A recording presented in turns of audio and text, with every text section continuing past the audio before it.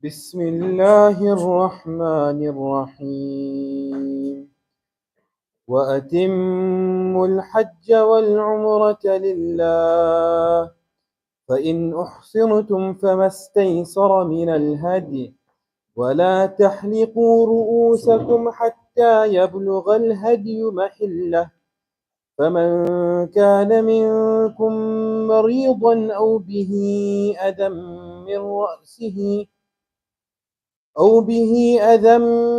رأسه ففدية من صيام أو صدقة أو نسك فإذا أمنتم فمن تمتع بالعمرة إلى الحج فما استيسر من الهدي فمن لم يجد فصيام 3 أيام في الحج و7 إذا رجعتم تلك 10 كاملة ذلك لمن لم يكن أهله حاضر المسجد الحرام واتقوا الله واعلموا أن الله شديد العقاب الحج أشهر معلومات فمن فرض فيهن الحج فلا رفث ولا فسوق ولا جدال في الحج وما تفعلوا من خير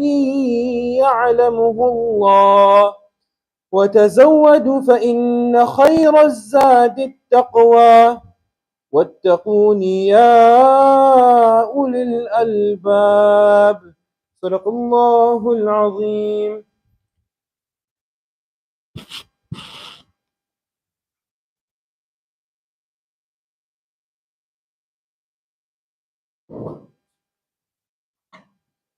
ما شاء الله جزاكم الله خير. بسم الله الرحمن الرحيم. الحمد لله رب العالمين والصلاة والسلام على سيدنا محمد وعلى آله وصحبه أجمعين أما بعد. First of all, جزاكم الله خير for attending. May Allah subhanahu wa ta'ala accept your attendance here and make it a means of opening the means of spirituality and opening the means of education, so that when you do get called to the blessed lands, when you do get called to the house of Allah subhanahu wa ta'ala, not only are you practically equipped with the knowledge as to how to take the day-to-day, step-by-step through your journey, but also to make the best of the spiritual journey. Hence, I've titled today's presentation as the spiritual journey. So, Bismillah, we'll just make a quick start, inshallah. So today, what we'll cover, we'll be going over, number one, we'll introduce what Hajj is, so the different types of Hajj. Then we'll talk about what is Ihram, the ruling behind Ihram, what is Umrah, the ruling of Umrah, the step-by-step guide of Umrah, and what else you can do whilst you are in your stay in Makkah al-Mukarramah. Then towards the end of the session, inshallah, we'll be looking at Madinah al-Munawwara and the etiquettes of visiting the Prophet sallallahu alaihi wasallam, and a step-by-step guide of what to do there also. Also some top tips, some landmarks you could visit, how to go about the nusuk, for the how to go about the booking for the Roda and the Nusuk, and any other information I can share with you. And at the end, inshallah, we'll go over some questions and answers. So throughout the program, if there is any questions you arise, something you want me to clarify, or something you feel that I didn't mention which relates to the topic we're covering, we've put these QR codes around the premises, so you can just take a picture of that, scan the QR code. If you scan the QR code, inshallah, it take you to Padlet. You press the plus sign and just post your question there. And inshallah, at the end, we'll go through all the questions from today's session. That way, we don't lose track during the session. And also, inshallah, then at the end, we can go through all of them together. Inshallah, that will be very helpful, inshallah. So in a nutshell, today we've got 3 areas we're going to cover. Number one, we're going to introduce Hajj. What is Hajj? Types of Hajj, virtues of Hajj and Umrah. Then we're going to focus a lot today on the rulings of Ihram, and the rulings of Makkah al-Mukarramah. So you may have heard of something called Miqat, then you had a different term called Haram boundaries. What is that? What defines that? What are the different rulings behind that? And then obviously you're going for this journey. As you get there, the first thing you're going to do is you're going to perform an Umrah. So a step-by-step guide for that also. And then we're going to look at Ziyarah and Madinah al-Munawwara, preparing to visit our beloved Prophet sallallahu alaihi wasallam. So whenever we travel to the Haramain, there are 2 main aspects of preparing yourself. Number one is obviously the practical rulings, step by step, the fiqh behind the jurisprudence behind it, what we refer to sometimes as the Masla Masail behind it. And then alongside that, it's not just a normal trip that we're going on, just a tick box, or we're just going somewhere, just another destination, but this is actually the spiritual pilgrimage. So as part of that spirituality, what are we going there for?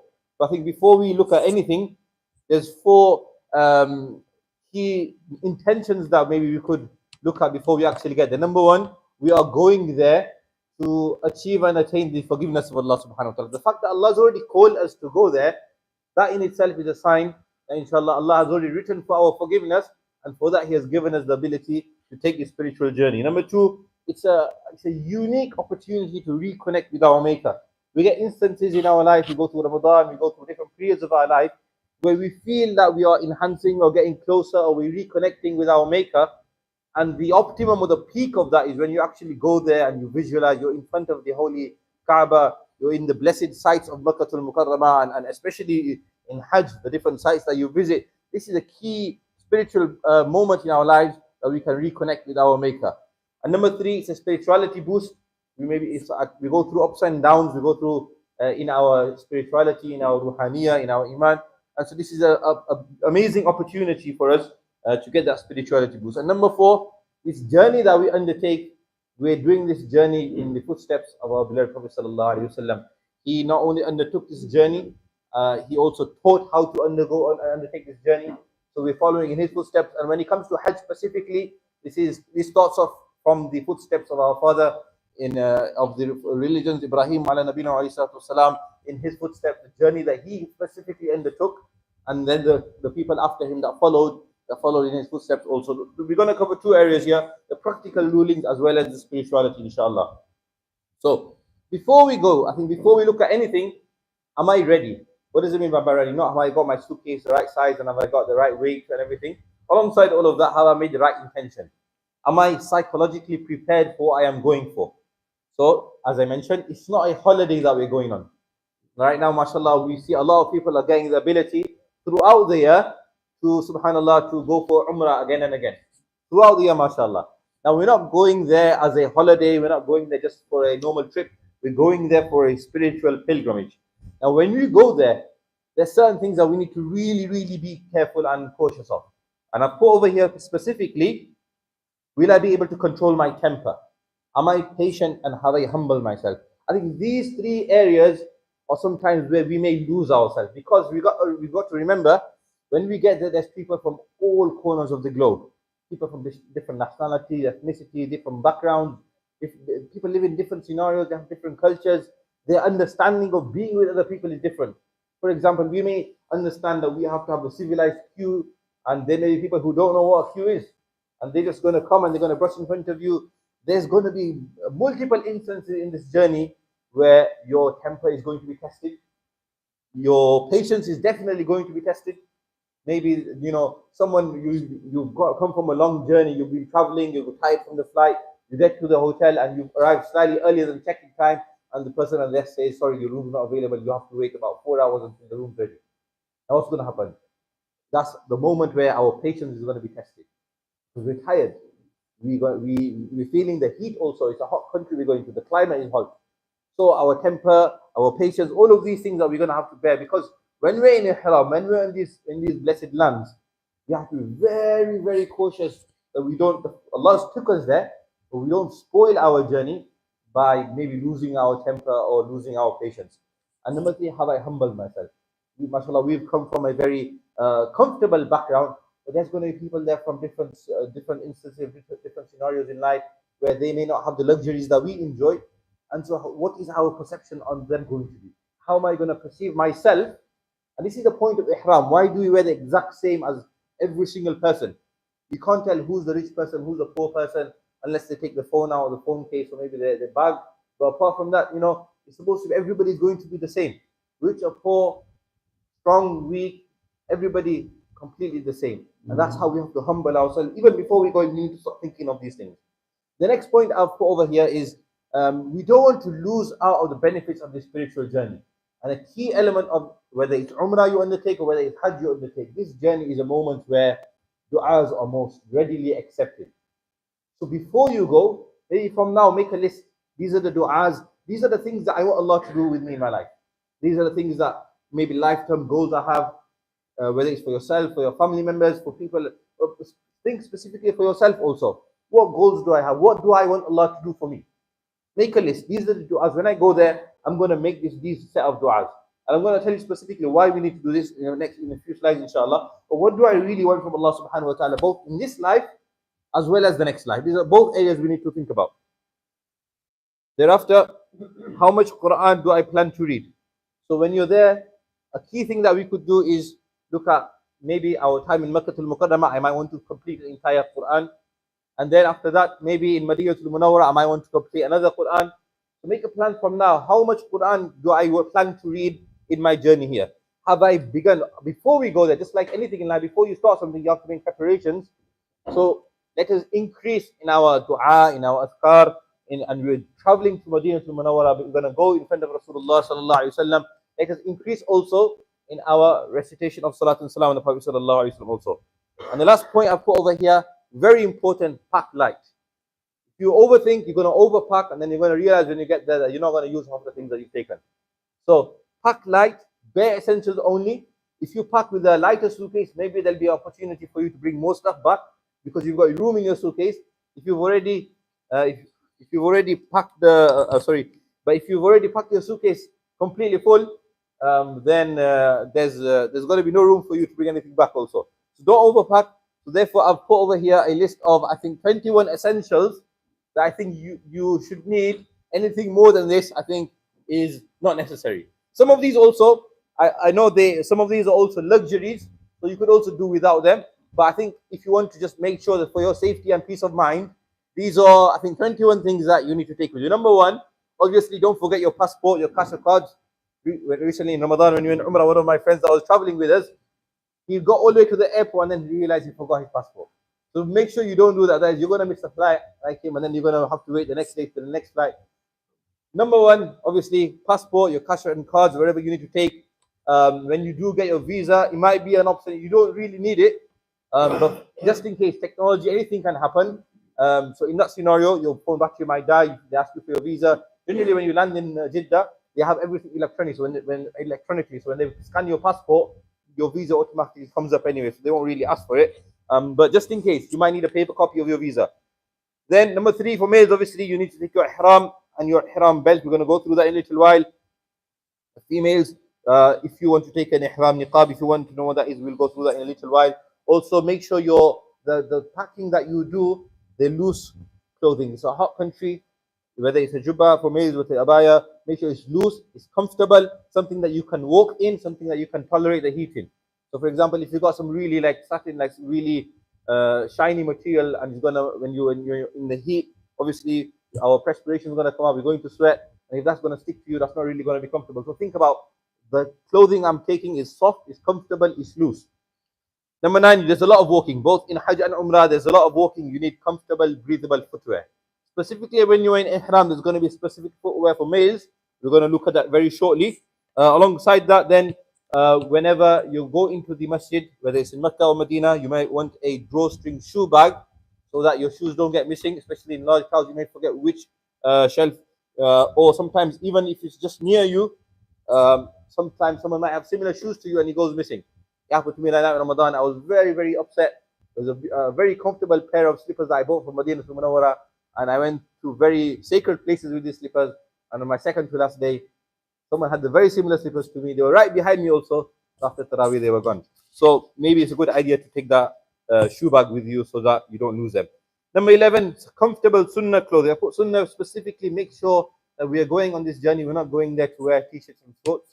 We're going to the sacred lands of Makkah al-Mukarramah, Madinah al-Munawwarah, to enhance in our spirituality. Alongside that, we want to also enhance our connection with the sunnah also. So comfortable sunnah clothing. Thereafter, number 12, tasbih counter to remind you, if you're just sat there, you're waiting for your flight, you're waiting for your train, you're waiting for your coach, what to do, you got your tasbih counter, that will remind you itself. Let me engage in some azkar. Then I have put something called a 7-beat tasbih. This is what I've got over here in my hand.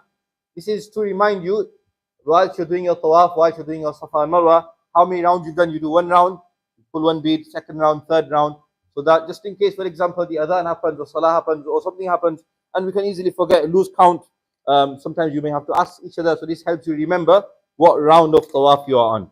Alongside that, maybe it might be a good idea, especially if you're traveling through an airport or areas where there may not be facilities for us to maybe use the toilet efficiently, or you may need to do wudu. You may have a portable small istinja wudu jug. We've got some at the back also. Sunglasses, it is hot weather. You can also wear sunglasses in ihram. You are allowed to. We'll go through the rulings of ihram shortly. So maybe some sunglasses to protect yourself from the sun. Ihram safety pins, when we do the demonstration of ihram, you'll understand what that is.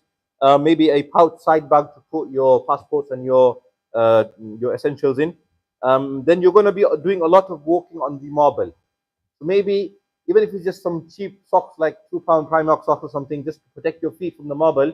When you're not in ihram, the walking that you do have to do, your feet are protected from the marble. We do have specific marble socks at the back in the women's section if anyone wants to take some on the way out.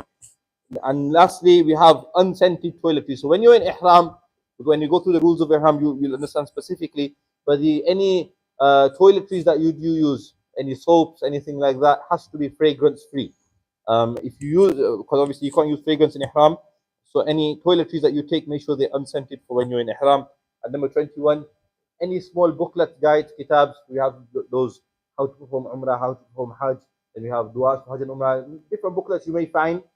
Keep them with you so that just in case, although we're going through these workshops and seminars, we're learning, but sometimes a small pocket guide to refer to sometimes can help. So that can be also something to take with you. So I think before we look at the practicality, I think we need to go through some imperative etiquettes for the Holy Land. So number one, do not waste your time there. Every moment there is precious. You don't want to think after you've come back, oh, I wish I prayed one more extra juz of the Quran. I wish I recited some more adhkar. Anything, don't waste your time. Remember, like I said at the beginning, it's not a holiday. Strategically plan a timetable. These are the amount of days I'm going for. What do I want to do? How can I plan my time efficiently so I'm not wasting my time there? I'm making the most of my time there. Evolve your days around your worship, not around shopping or have a checklist. These are the people in my family I need to buy a musalla for and a jubba for. And no, revolve your time around worship. Every moment is precious, and the places we are visiting are very sacred. Number two, I think sometimes, especially nowadays, this is an area where we really need to focus on, is trying to have an unplugged pilgrimage. But by that, what I mean is the devices that we take, keep it to the specifics that we need it for. So, for example, if you need it for your boarding pass, or you need it, for example, quickly check with your family members where you are, you need to look up something quickly. Do not spend your time wasting your time, or rather focusing your energy in trying to capture the moment and losing yourself in that moment. The memories that we're going to make should be in our memory that Allah's placed in our brains, so that we can remember it, not on our phones. So during this pilgrimage, maybe we go on holiday, we try to capture our memories and remember things. Make this unique. Make this an unplugged pilgrimage where I'm going to live in the moment. My heart and my mind is going to be my memory. So let's avoid taking any unnecessary pictures or videos and uphold the sanctity of the holy site. You will see when you get there. Your tawaf, you'll be going through tawaf. There will be people FaceTiming across the other side of the world, asking their family members to make dua. That is not what we're going there for. The focus of tawaf is not somebody else, it's for you and your creator.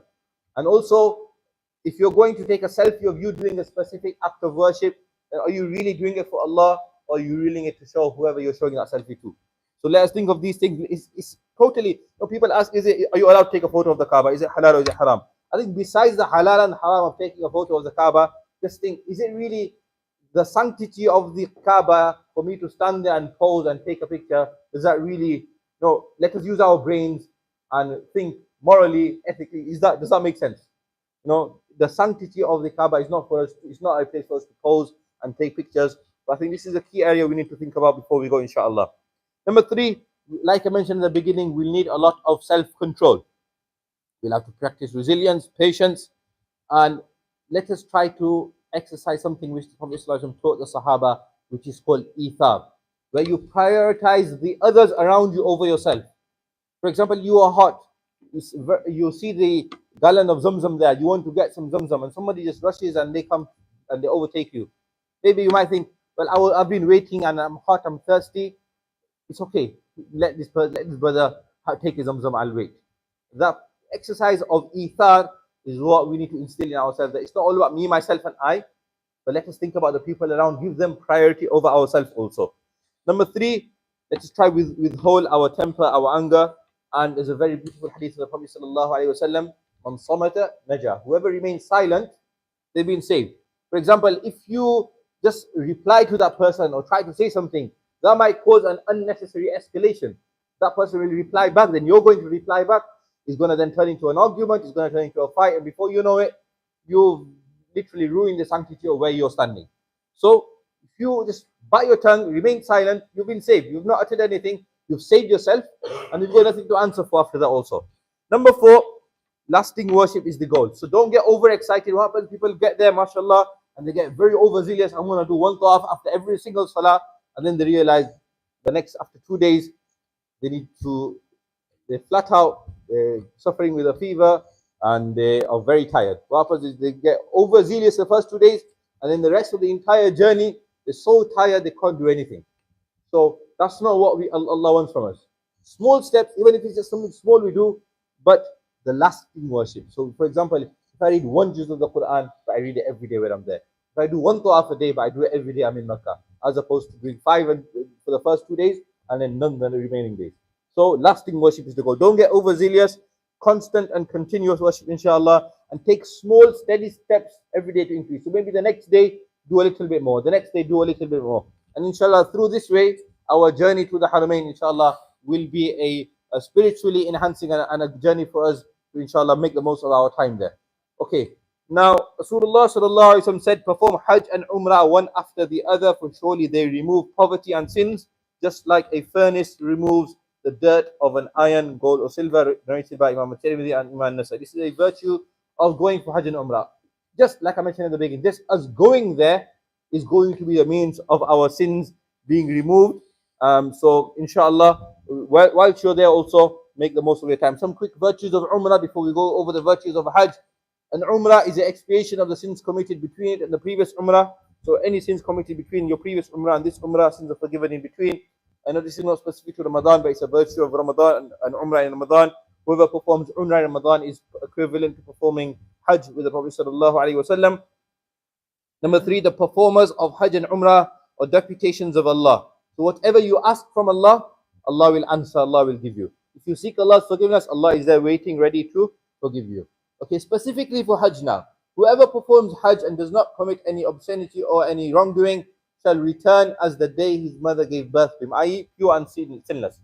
So you go for your Hajj, you perform your Hajj, you don't break any of the rules of Hajj, you don't do anything wrong in your journey there, and you come back. When you come back, it's like exactly like the day you were born.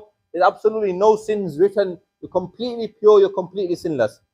And number two, Rasulullah also said, a mabrur Hajj.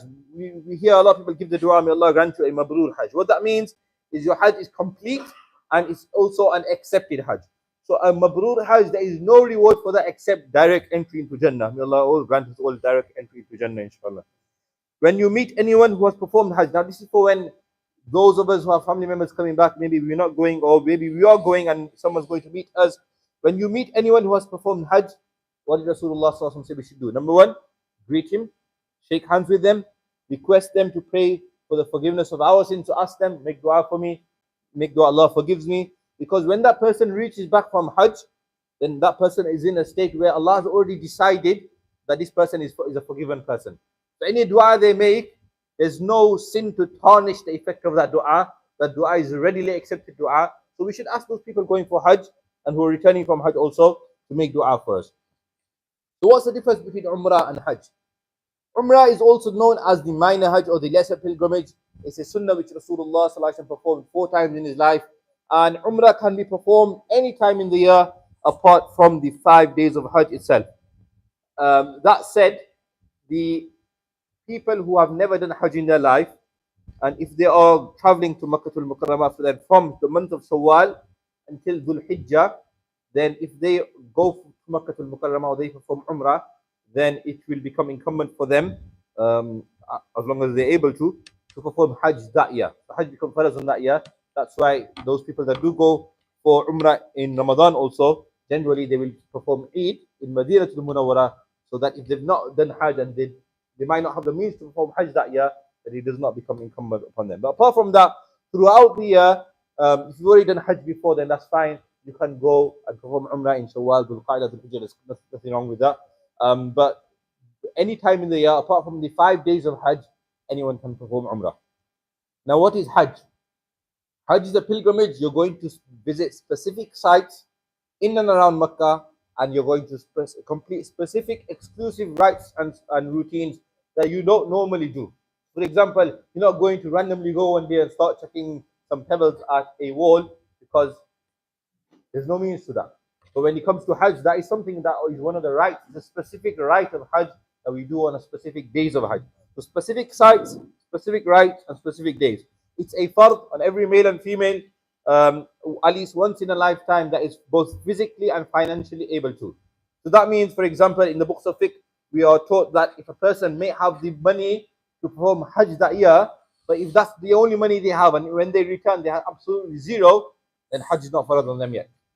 They have to be able to come back and be able to provide for themselves and their dependents. Then only is Hajj fard on them, if they're financially able to. And the last point, when is Hajj performed? The actual days of Hajj. So the journey, maybe you're going for Hajj, the actual Hajj is only during the 5 days of Hajj, which ranges from either the night of the 7th or the morning of the 8th, all the way till the 12th or 13th of the Hijjah. These are known as the 5 days of Hajj. Okay, so the next thing that we're going to do is we're going to look at the 3 different types of Hajj. You may have heard this before. There are 3 types of Hajj. Number 1 is known as the Qiran Hajj. The Qiran Hajj means, so what you do is you go, you wear your Ihram, you travel to Makkah al-Mukarramah, and after you travel to Makkah al-Mukarramah, you perform your Umrah, but then you don't come out of Ihram. So you remain in Ihram, and then you perform your Hajj with that same Ihram. That could be just 1 day, could be 7 days, it could be 1 month. That's totally up to the person who's doing Qiran Hajj. This is it is the most rewarding Hajj, but also the most difficult Hajj, because obviously to stay in the state of Ihram for a very long time is not easy. So Qiran Hajj is the most rewarding Hajj. The most superior Hajj is where you combine your Ihram between Umrah and Hajj. So you stay in Ihram your whole time until you complete your Hajj. Number 2, then you have the Hajj Tamattu, which most of people that travel for Hajj nowadays that we will do. So number 1, you go to Makkah al-Mukarramah, you perform your Umrah, you come out of Ihram, and then you stay in your normal clothing in a normal state until the days of Hajj start. When Hajj is going to start, then you re-enter Ihram, and that is known as the Tamattu Hajj. So generally most travelers of most pilgrims fall into this category where they perform Hajj Tamattu. And the last one is Hajj Ifrad, where a person maybe, for example, they might just enter on the 8th of the Hijjah or the 7th of the Hijjah, and the niyyah of the Ihram is not for Umrah, it's directly for Hajj only. So they go there and they're in Ihram and they directly perform Hajj. They only do the rituals of Hajj. This is specifically for the people of Makkah. This is the only Hajj they can do. A resident of Makkah, this is their type of Hajj. But for others, maybe if someone gets a last minute booking and their flight is on the 7th, so when they get there, they're not going to get an opportunity to perform Umrah, because they're already going to be the time to be going towards Mina. They're going to wear the Ihram for Hajj specifically. So these are the 3 types of Hajj. You have Qiran Hajj, which you combine both Ihrams together. Tamattu Hajj, you do an Umrah, come out of the Ihram, and then do your Hajj. And number 3, you have the Ifrad Hajj, where you're solely only going to be performing Hajj. Now, the reason why we're going to talk about Umrah specifically today, and next week we'll look at the specific 5 days of Hajj, is because any non-resident of Makkah that is traveling directly to Makkah must be in the state of Ihram and must perform an Umrah. So if a person is, for example, if they live in Makkah, then this won't apply to them.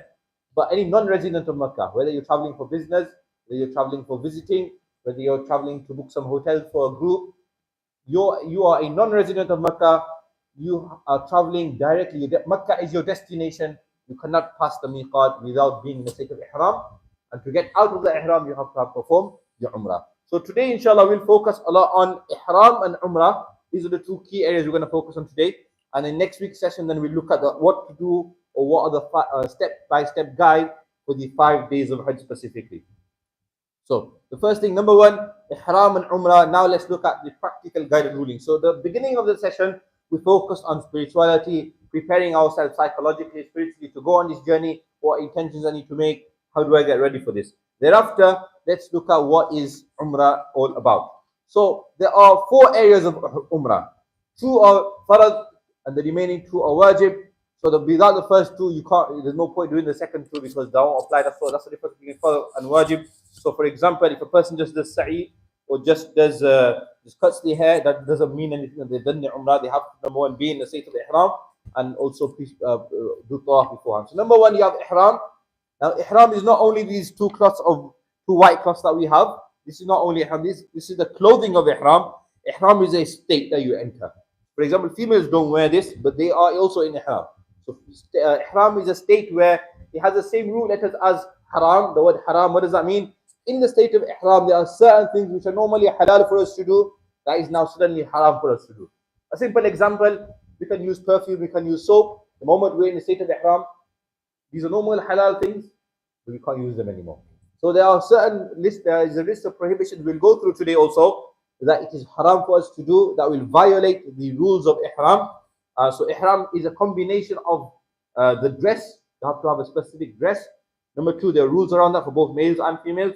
Number 2, then you enter your Ihram via the intention and via the talbiyah. We're going to go through that very shortly. Then number 2, we have to do the tawaf with the niyyah of Umrah. Then we go between Safa and Marwa, which is known as sa'i. And number 4, we cut the hair. So these are the 4 areas we're going to cover right now, inshallah. So number 1, what is Ihram? There are 2 parts. Number 1, the clothing. So for males specifically, what we saw in the front of us, Ihram means to enter into a state in which certain conditions apply. It becomes unlawful to use certain halal things. When a person pronounces the labbaik, now these halal things become haram. So you can wear your Ihram, you can make your intention, you can pray your 2 rakats, until you don't say your labbaik, you're not entering it. So the state of Ihram is a combination of the intention and the talbiyah. And now there is going to be a list of things that you are permitted to do and you're prohibited from doing. And then we're going to also look at how to enter into Ihram and then how to exit from Ihram, inshallah. So let's look at this in a bit more detail. So number 1, we have the Ihram clothing. A pilgrim should trim their nails, shave their armpits, pubic hair, take a bath, comb their hair, perfume the body. All of these things should be done before you enter the Ihram, because whilst you're in Ihram, these things you're not going to be able to do. So it's very important that we do this before we enter into the Ihram clothing. Then we need to look at what are the prohibitions. We're going to look at that shortly. And this Ihram, or the clothing of the Ihram has to be worn either before or at the Miqat boundary. Anything I mentioned today right now, and you don't understand or you want me to elaborate, feel free to scan the QR code, post it as a question. We'll go through the other end, inshallah. So number 1, you have the Ihram clothing. Number 2, we need to make an intention. What is the intention? Even this intention has to be made either before or at the Miqat boundary. And with that intention, you may combine that with the Sunnah 2 rakats. And it is also Sunnah to read Surah Al-Kafirun in the first rakat and Surah Al-Ikhlas in the second rakat. You read 2 rakats, you make your intention, and if you want to, you can make a dua, oh Allah, I am intending to travel for Hajj and Umrah, I'm going to perform an Umrah, and after that I'm going to perform a Hajj, make it easy for me. It doesn't have to be a specific in Arabic. You can do in any language. Okay? Your intention is just, you know what you're doing, why you're doing it. And number 3, even if you've done your 2 rakats, you've done your intention, the rules don't apply until you do number 3. That is, you utter with your voice the entire talbiyah, labbaik Allahumma labbaik.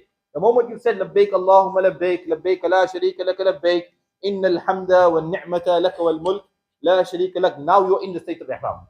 Whether that's in a plane, whether that's at home in Leicester or Heathrow, Gatwick Airport, wherever airport you're traveling from. So if you want to, for example, be ready physically, but you don't want to enter the state yet, hold on if you want until you say your talbiyah. Because the moment you say your talbiyah, now the rules apply. So, like I said, number 2 and number 3 are the real Ihram. Number 1 is just the clothing that puts you in that state. And number 2 and number 3 is when you're actually entering the state of Ihram. And all of this has to be done either before or at the Miqat. And we're going to cover that very shortly. What does Miqat mean?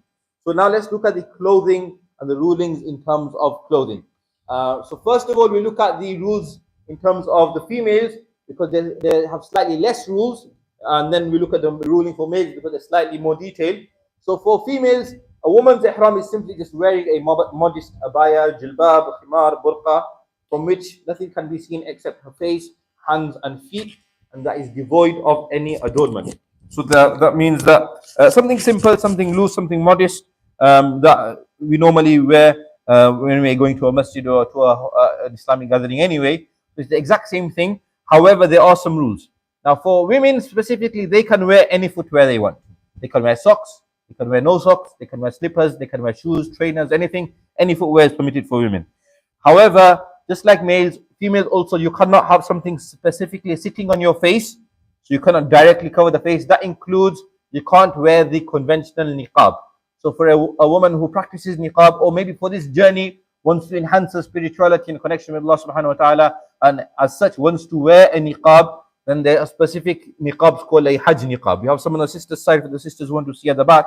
And that is where there is a cup, and on top of the cup, then the khimar or the scarf is sewed on. So the face is covered, but it does not rest on the actual face.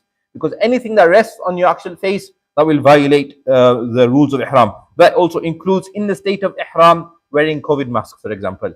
So if a person does, for example, they have been told by the doctor that they have to, for a specific scenario, they will have to do that, but they will have to still pay the penalty of breaking that violation of the code of Ihram, and we'll go through that very shortly. So you can't have anything covering the face.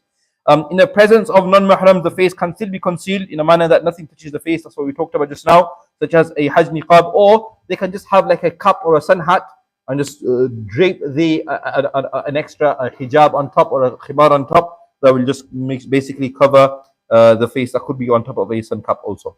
That is for females. So very simple rules. Only rule is really you can't have anything covering your face. Apart from that, anything is fine, as long as it's in line with the Sharia and it's modest clothing. It's a abaya, jilbab, khimar, burqa, or any one of those, whatever you want to call it, and is devoid of adornment. That is your ihram. As for males specifically, now we have to wear these two pure, clean, unstitched garments. They have to be either new or washed. The reason why, even if you've got some old ihram and you want to wear them, before you go, put them in a washing machine, because we're going on this journey to purify ourselves. So even let us also purify the clothing we're going to wear, by even if we're just putting it in the washing machine, just to get that sense of purity for the journey we're undertaking. With this ihram, these two unstitched garments, no other items of clothing can be worn. That includes no undergarments, no underwear. These are the only two garments you can wear. With these, you may be thinking, how am I going to make sure that it doesn't fall off, or I don't put myself in a embarrassing scenario? So maybe you could use, for example, you have an ihram belt that you can tie on the bottom. We'll have a demonstration very shortly as to how to do that. You may also opt to use, you're allowed to use safety pins or anything specific like this, or if you want to stick some Velcro or tie some buttons or something. But easiest thing, you can make use of safety pins also. And apart from that, then inshallah, if you tie it the correct way and you make use of these things, you won't fall off, inshallah. Don't worry. Okay, last three things. You can't, just like females can't cover their face, males also, you can't cover your face. But in addition to that, you can't put anything on your head. Now you will see people, unfortunately, because they don't know of the rules, maybe, that they're feeling hot, they decided to pray the Jumu'ah Salah in the Mataf, the sun's there, is baking hot, they're struggling now, they're in Ihram, so then they put the Ihram on their head to maybe shade themselves. If the Ihram or any garment is sat on your head, that violates the rule of Ihram. You cannot do that. So you can't cover your head, you can't cover your face. And also for footwear, so you can't wear socks and you can't cover a very specific bone on your foot. And to ensure that you don't cover that, the easiest way is you have to wear flip-flops. Now you will see people that maybe they don't know the rules, or maybe they follow a different school of thought and different understanding of which bone it is. So we're going to look at what that means. So this area here, now you've got a diagram there. I know it's not a biology lesson, but I think if we look at specifics, then we know the exact rulings. So we have over there, I've got a diagram of the bones in a foot, and I put a red circle on top of that, which covers the area of what needs to be covered. So in the hadith, Prophet ﷺ has told us that we cannot cover a bone or an area called the Ka'b. Now there are two understandings of what Ka'b could be. Ka'b could be, according to the other schools of thought, they take that to mean the area around your ankle, the bones around your ankle. So according to the Hanafi research, Imam Mohammed, who was one of the great Imams and the student of Imam Abu Hanifa, he was a master of the Arabic language. He was a linguist also. That was one of his expertise. And so he was able to decipher exactly what specific bone is referred to as the Ka'b, and that falls under either one of two. Either it's called the navicular bone or the medial cuneiform, if I pronounce that correctly, which is the area that is the red circle. So basically, if you see that red or black line I put on that diagram on that foot over there, anything above that has to be exposed. So it's the arched bone on the middle of your foot that has to be exposed. And so flip-flops are the only footwear that really can guarantee you're going to have that bone exposed. There are other options. For example, before you used to get something called Vibram 5 fingers. I'm not sure if it's very clear. The middle picture there, where they like socks, shoes, but the middle part is open, and so you can wear that. Or those invisible socks that people wear sometimes. If, for example, it covers just the toes and you can ensure that the bone is actually always going to be exposed, then you are able to wear that as long as the back of that sock does not go above that red and black line. If you want to take a picture of any of these, feel free to. So what can I wear? You can wear flip-flops or any other footwear that will ensure that nothing is covered above that red line on that photo over there. So that could include low-cut socks, because some of them, the bone can be exposed in there. What can't you wear? So you can't wear normal shoes, you can't wear sliders, you can't wear sandals, because although a sandal may have a strip on the only on the toes, and that area might be exposed, but you might have another strip, for example, around your ankle or towards the back of the foot. So therefore, sandals, you can't wear sandals also, unless if you cut those off or you put your foot on top of it. Maybe that could be an option, but I don't know if that's really going to be comfortable for you to do a lot of your walking whilst you're in the state of Ihram. Okay, so this is we talked about the clothing of Ihram now. The next, now we're going to talk about the actual state of Ihram, which means we talked about how to enter it, and now we're also going to look at the rulings behind what you can't and you can do. So like I mentioned, with the intention that you've made, the utterance of the labbaik is what now enters you into Ihram. Now, what is labbaik? Now, we've all heard labbaik, we've said labbaik. It's a beautiful, it's very, it's very nice to also, throughout the journey, you say it together in one voice. It's very, subhanAllah, spiritually uplifting. What is labbaik? Labbaik means you're answering a call. If you remember, for example, when you are in madrasa also, if the teacher's doing register, the Maulana doing register, you may have said labbaik then also. So labbaik is you're answering a call. So whose call are we answering?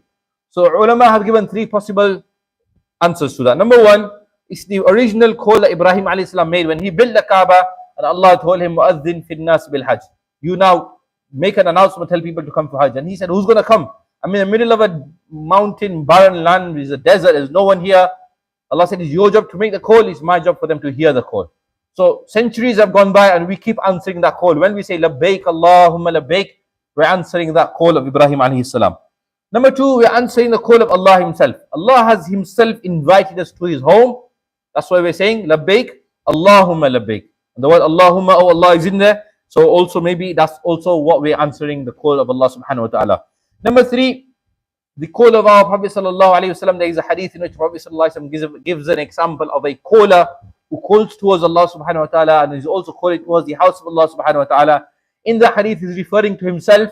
So he's also invited us by teaching us the rulings and giving us Islam. So we're also answering the call of our beloved Prophet sallallahu alayhi wa sallam. So now this labbaik is not just for entering the Ihram. Throughout our journey, let us make this always constantly on our lips. Specifically so, for example, when we're landing in Jeddah and now we're going, however we're going, via car, via coach, via train, we're going towards Makkah al-Mukarramah. And when you're in Makkah, then you're in your taxi or in the coach and you're going through the streets and you're going through the tunnels of Makkah, going through the valleys of Makkah, you see the mountains of Makkah. For every street, every valley, let us start and end that with labbaik Allahumma labbaik, labbaik la sharika laka labbaik. Throughout the journey until we've come out of the state of Ihram. This is something that we should constantly have on our lips whilst in a state of Ihram, and that is the talbiyah. Thereafter, so what is the process of entering into Ihram? So we mentioned briefly at the start, we need to maybe do some self-care. We need to look at doing wudu and ghusl at home before we get ready. Anything we need to do, any cutting our nails, any shaving, any deodorants, creams, lotions, perfumes, anything else you want to apply. All of that before you're going to get to point number 6. So people ask a common question that if I wash my ihram before I wear it and I use detergent, it's fragrance, can I do that? Yes, you can. Can I put perfume on my body directly and put the ihram on top so that good smell can last? Yes, you can. Anything before you do the talbiyah, you can do that. You can do all of that before the talbiyah. So all of this has to be done before you proclaim your labbaik. Number 3, you're going to perform your 2 rakats. That could be done at home. It could be done on the aeroplane. It could be done at an airport in between, if you have a transit, for example, or it could be in the airport here before you take off for your flight. There's no specific time where it has to be done. Easiest thing, maybe you're leaving your home, you know you're going Makkah first, you're not going Madinah first, you're going Makkah first. I'll pray the 2 rakats at home, make my niyyah, maybe even wear the half of my ihram, the bottom garment, so on the plane I'm not puffing around, I just have to take my top garment off. This is what some people like to do. And then think about how you and where you're going to get changed. Don't leave it last minute and then you think, oh no, it's too late, and then you're stuck, you're on the aeroplane, the pilot has made the announcement, we are soon approaching Miqat, there's 20 minutes to the Miqat, and now there is a queue to the toilets, which you have a very small space, and they're going to try and get change in there. That's not a very, I think, a good decision to make. Be prepared from beforehand. So for example, what a lot of people do is, you wear the bottom half from home, and just wear your jubba on top. So even if it's on the aeroplane, you have a direct flight and there's a queue, all you need to do, you could be on your seat, you just take your jubba off, and from your hand luggage, take your top of your ihram and wear it there. That's one option you could do. Or you could get fully dressed from home before you leave, or you could get changed at the airport over here. But remember, this has to be done before, especially if you're going on a direct flight, then it has to be done before you approach or at the Miqat boundary, before you pass the boundary. What is the boundary? We're going to look at that very shortly. But remember, all of these things, specifically all 6 of these, have to be done before we get to the Miqat boundary. So you've worn your ihram. If you had any face covering, you've took that off. Any socks or footwear that was incorrect, you've changed that over. Then you've made your niyyah. I've put over here an example of a dua which you might find in some dua books, which can be said for niyyah. You don't have to read this dua, it's an option. Allahumma inni uridu al-umrah. Oh Allah, I am wearing this ihram to perform an umrah. فَيَسِّرْهَا لِي, make it easy for me. وَتَقَبَّلْهَا مِنِّي, accept it from me. Or you could just say it yourself in any language you wish. Number 6, then, obviously, we're going to enter the state of ihram now by saying our talbiyah, labbaik Allahumma labbaik. If you wish to take pictures of any of these, feel free to, so that you have something to refer to later on. The next thing now we're going to look at is, now I've entered into the state of ihram, what is it that I'm not allowed to do? So over here we have 7 categories of prohibitions that we can't do whilst in the state of ihram. Number 1, indulging, embracing, and also even talking about any marital relations. So even any talk that will maybe lead towards marital relations is also prohibited whilst in the state of ihram. Number 2, this should be very simple, obvious, indulging any sinful activity. Just like we're not supposed to do sins in the normal state that we are in. Obviously in ihram, it makes it even more severe to perform any sins. We need to think about that. Number 3, hunting, killing animals, or even indicating towards it. This was specifically more so in those days when they used to travel, and they obviously, now you're in the state of ihram, you're traveling towards Makkah, you might have an animal which you might want to slaughter to eat. In a state of ihram, you can't slaughter anything or kill anything yourself. And also, for example, you can't point towards it and say there's an animal there. Now also, for example, you may be in a hotel in Makkah, for example, and you see there's a cockroach in your room. You cannot go and kill that cockroach. If you call the hotel staff, you can call them and tell them there's a cockroach in my room. You cannot directly point towards the cockroach if you are in the state of ihram. I'm not trying to put you off or get you scared that there's going to be a cockroach. Those from the elder generation who travel before, they know that Makkah hotels used to be known that there's going to be cockroaches in the hotels. Alhamdulillah, now most of the hotels are quite well looked after. They are a good state. Hopefully you won't see any cockroaches in your hotel. But the point here is, you can't even point towards the animal to the hotel staff, for example, or can you see it's there, can you kill it please? Or can you get rid of it? Even indicating towards it is prohibited in ihram. Number 4, using any scented perfume products. It's not only toiletries, any products that is perfumed or scented. It also applies to when you're going towards Makkah al-Mukarramah and you're now in the mataf, you're at the Kaaba, and you feel like you really want to touch the Kaaba, and then sometimes, some people very rarely may even get the opportunity to go to the Hajar al-Aswad. If you're in actually the state of ihram, and what they do on a daily basis in Makkah is they apply very strong and very large quantities of perfume on the actual Hajar al-Aswad. If you go to kiss the Hajar al-Aswad or touch the Hajar al-Aswad directly, and that perfume comes onto your hand, onto your body, you've perfumed yourself, you've violated the rules of ihram, so you need to be very careful of that. So using any scented products, body, clothing, food or drink that will enhance or perfume you, that is not permitted. Number 5, removing any hair and nails. whether that's means of shaving, plucking, clipping, or even, for example, some of us men, we have a habit, we do this to our beard, and look, some hairs come out. If you do that, the hairs come out, you violated the rules of ihram. So any plucking, any pulling, any scratching also, we need to avoid all of these things. So for Umrah specifically, it's a shorter time, it's easier. But when it comes to Hajj, the days of Hajj, where those days you're going to be the entire 3 days in the state of Ihram, you need to be very careful of these things. Number 6, wearing stitched clothing, covering the head and face for males, covering the face for females, and for males also covering the Kaab on the foot. That is also a violation of Ihram. And lastly, number 7, harming, abusing, insulting, offending, or arguing with any Muslim. Specifically in the state of Ihram, you need to be extra careful. Yeah, someone may do something to you, they may barge into you, they may push you. Or if you're with a family member and you're doing tawaf and it's very packed and crowded, and they may get pushed and they may hurt one of your family members, and you're going to get angry and you're going to shout at that person. Be very careful. In the state of Ihram, abusing, insulting, offending, arguing with any Muslim is also prohibited, is haram. All of these fall under 3 categories which are in the Quran. La rafatha, wa la fusuqa, wa la jidal. Rafath refers to the first category in terms of marital relations. Number 2, fusuq, any sinful activity. Number 3, jidal, any fighting, arguing, or anything of that sort. Now, what do you do if by mistake you do? Some of these you know you're not going to do. Yeah? So, for example, you know you're not going to swear at someone in Ihram. You know you're not going to hit anyone in Ihram.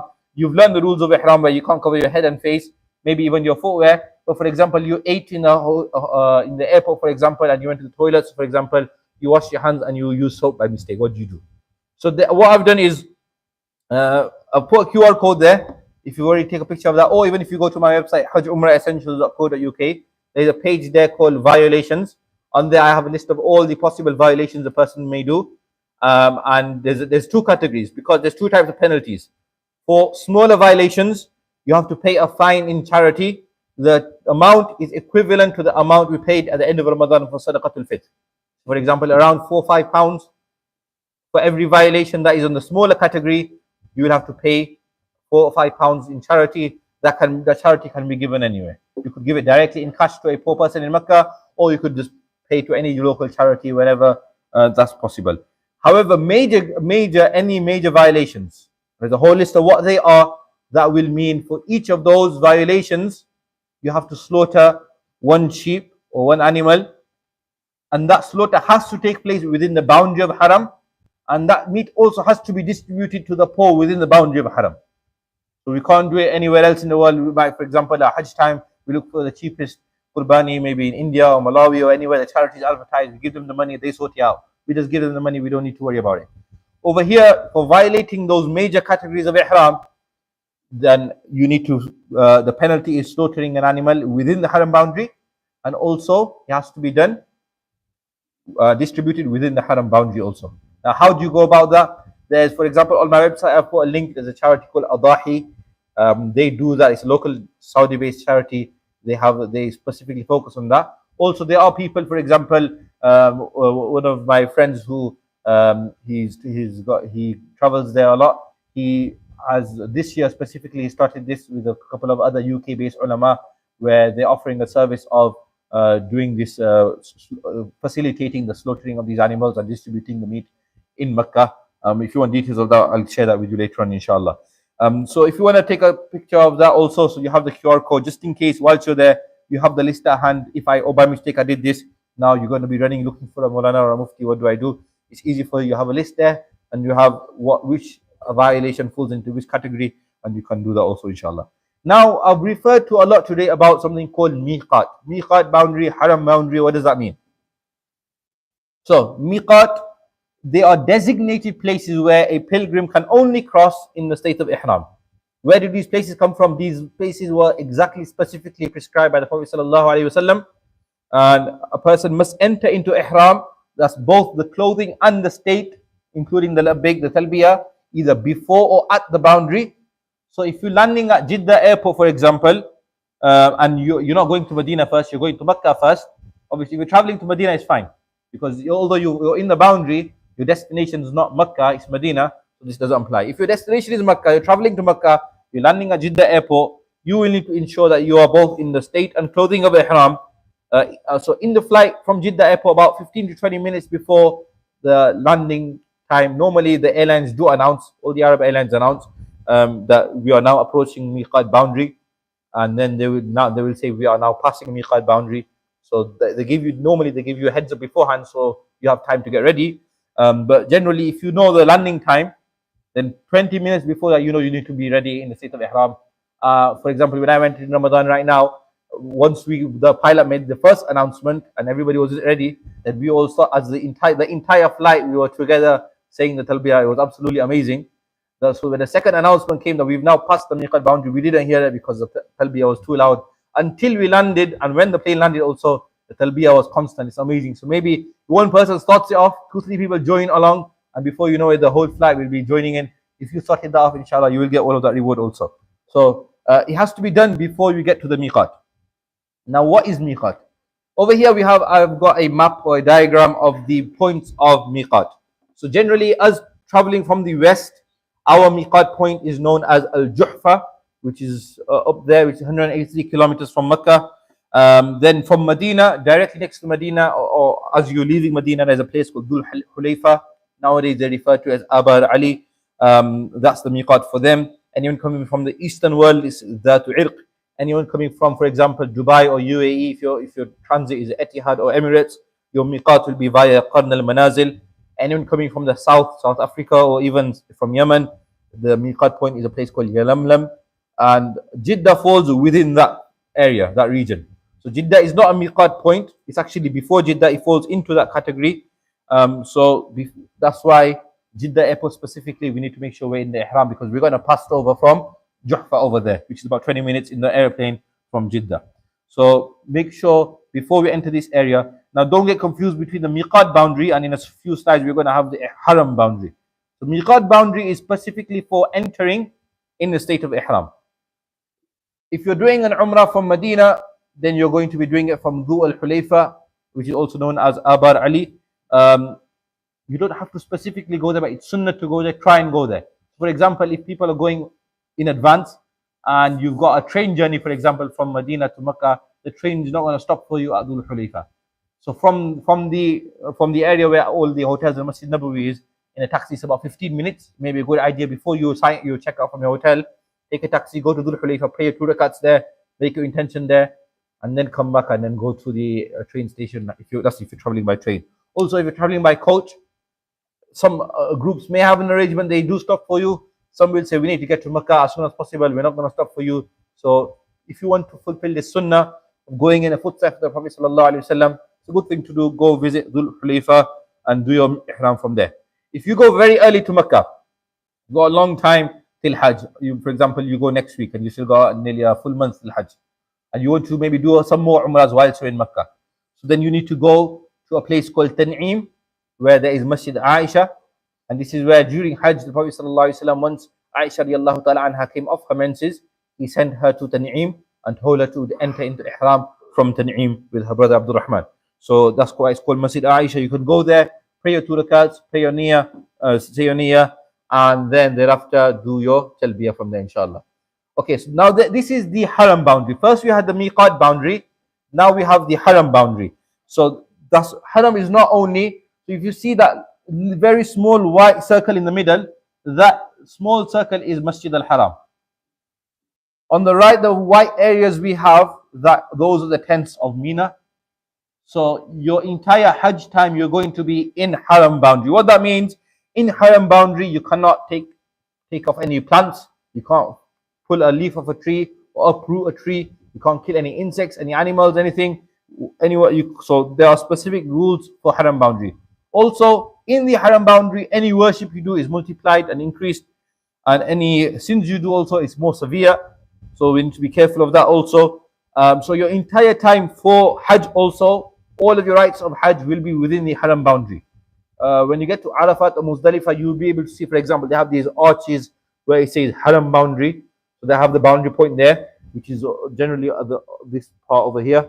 Anything after that, for example, behind Arafat or Muzdalifah, might be outside the Haram boundary. So when you go to Tan'im, that's 5 kilometers from Masjid al-Haram at the top. That's normally where you go to put your ihram from. Okay.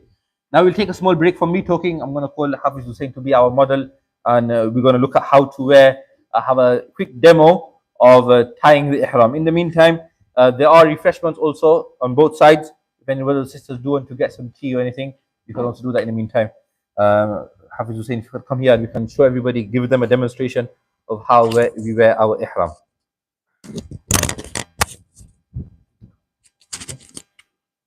So first of all, we have the bottom garment. You open it up and put both sides, open it out like this on your right and your left. And then the next thing you need to do is, first of all, you put the left side in first, and then your right side. And now you can just tuck it in, and then you have a belt. Hopefully this fits you. Wait, don't put it.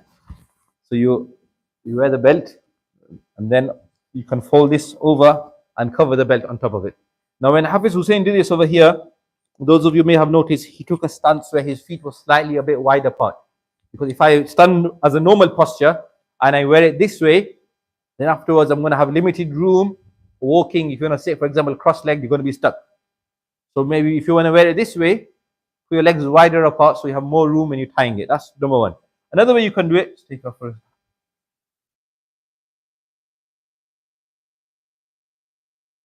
Another way you can do it is then you put the two ends of the ihram together and bring it to one side, and then you just fold it round like that. And what that does is it's closed it, but because you've not tied yourself in, you have much more leg room. However, if you've not mastered this, if you've got your ihram already, or if there's some at the back, if you want to buy some also, if you've not mastered this, you've not practiced it, it can be risky. If, for example, you take long strides or you try to say a very long cross-leg position because you've not tied yourself in. But apart from that, I find this way most comfortable because if you need to run or you need to walk faster, you've got more leg room. First way is easiest. Second way, so for a quick recap, is we put the two ends together and then you just grab it from there. Obviously, then you're going to have the belt on top. That will hold it down so it doesn't fall off. The only thing is from the middle, because you've not tied it in, there's a chance that if you sit cross-legged, it can open up. If you practiced it, rehearsed it, that's another tip for today. Rehearse wearing your ihram and getting it right to what's comfortable for you. Don't leave it to the last minute. It's a brand new pack. I don't want to open the pack yet. It's nicely packed and sealed. I'll open it when I get there. And then you've never practiced it, and then you're like, oh no, what do I do now? I'm struggling, and it's not comfortable, and I'm gonna miss the flight. And people do that last minute, and then you're stuck. Your ihram half off, half on. You're grabbing it, and you're trying to run. So it's not going to be. So practice from beforehand, inshallah. Once you put that on, that's your bottom part done. Now we have the top part of your ihram. It's okay, don't worry if you fold off.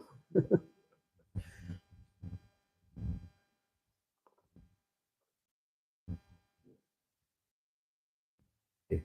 So the top part of ihram. Now, when you're in tawaf, when we go through the step-by-steps of tawaf, there is something called ittiba, which is where you take a right shoulder off. Now, people see pictures of people in ihram with their shoulder out, and they think they have to do that all the time.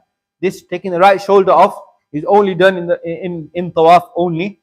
Apart from that, so if you're in tawaf, you do this, and before that or after that, you got your left side first and your right side, swing it over like that, and then what you can do with the pins that we talked about before, you can put a pin on your shoulder, for example.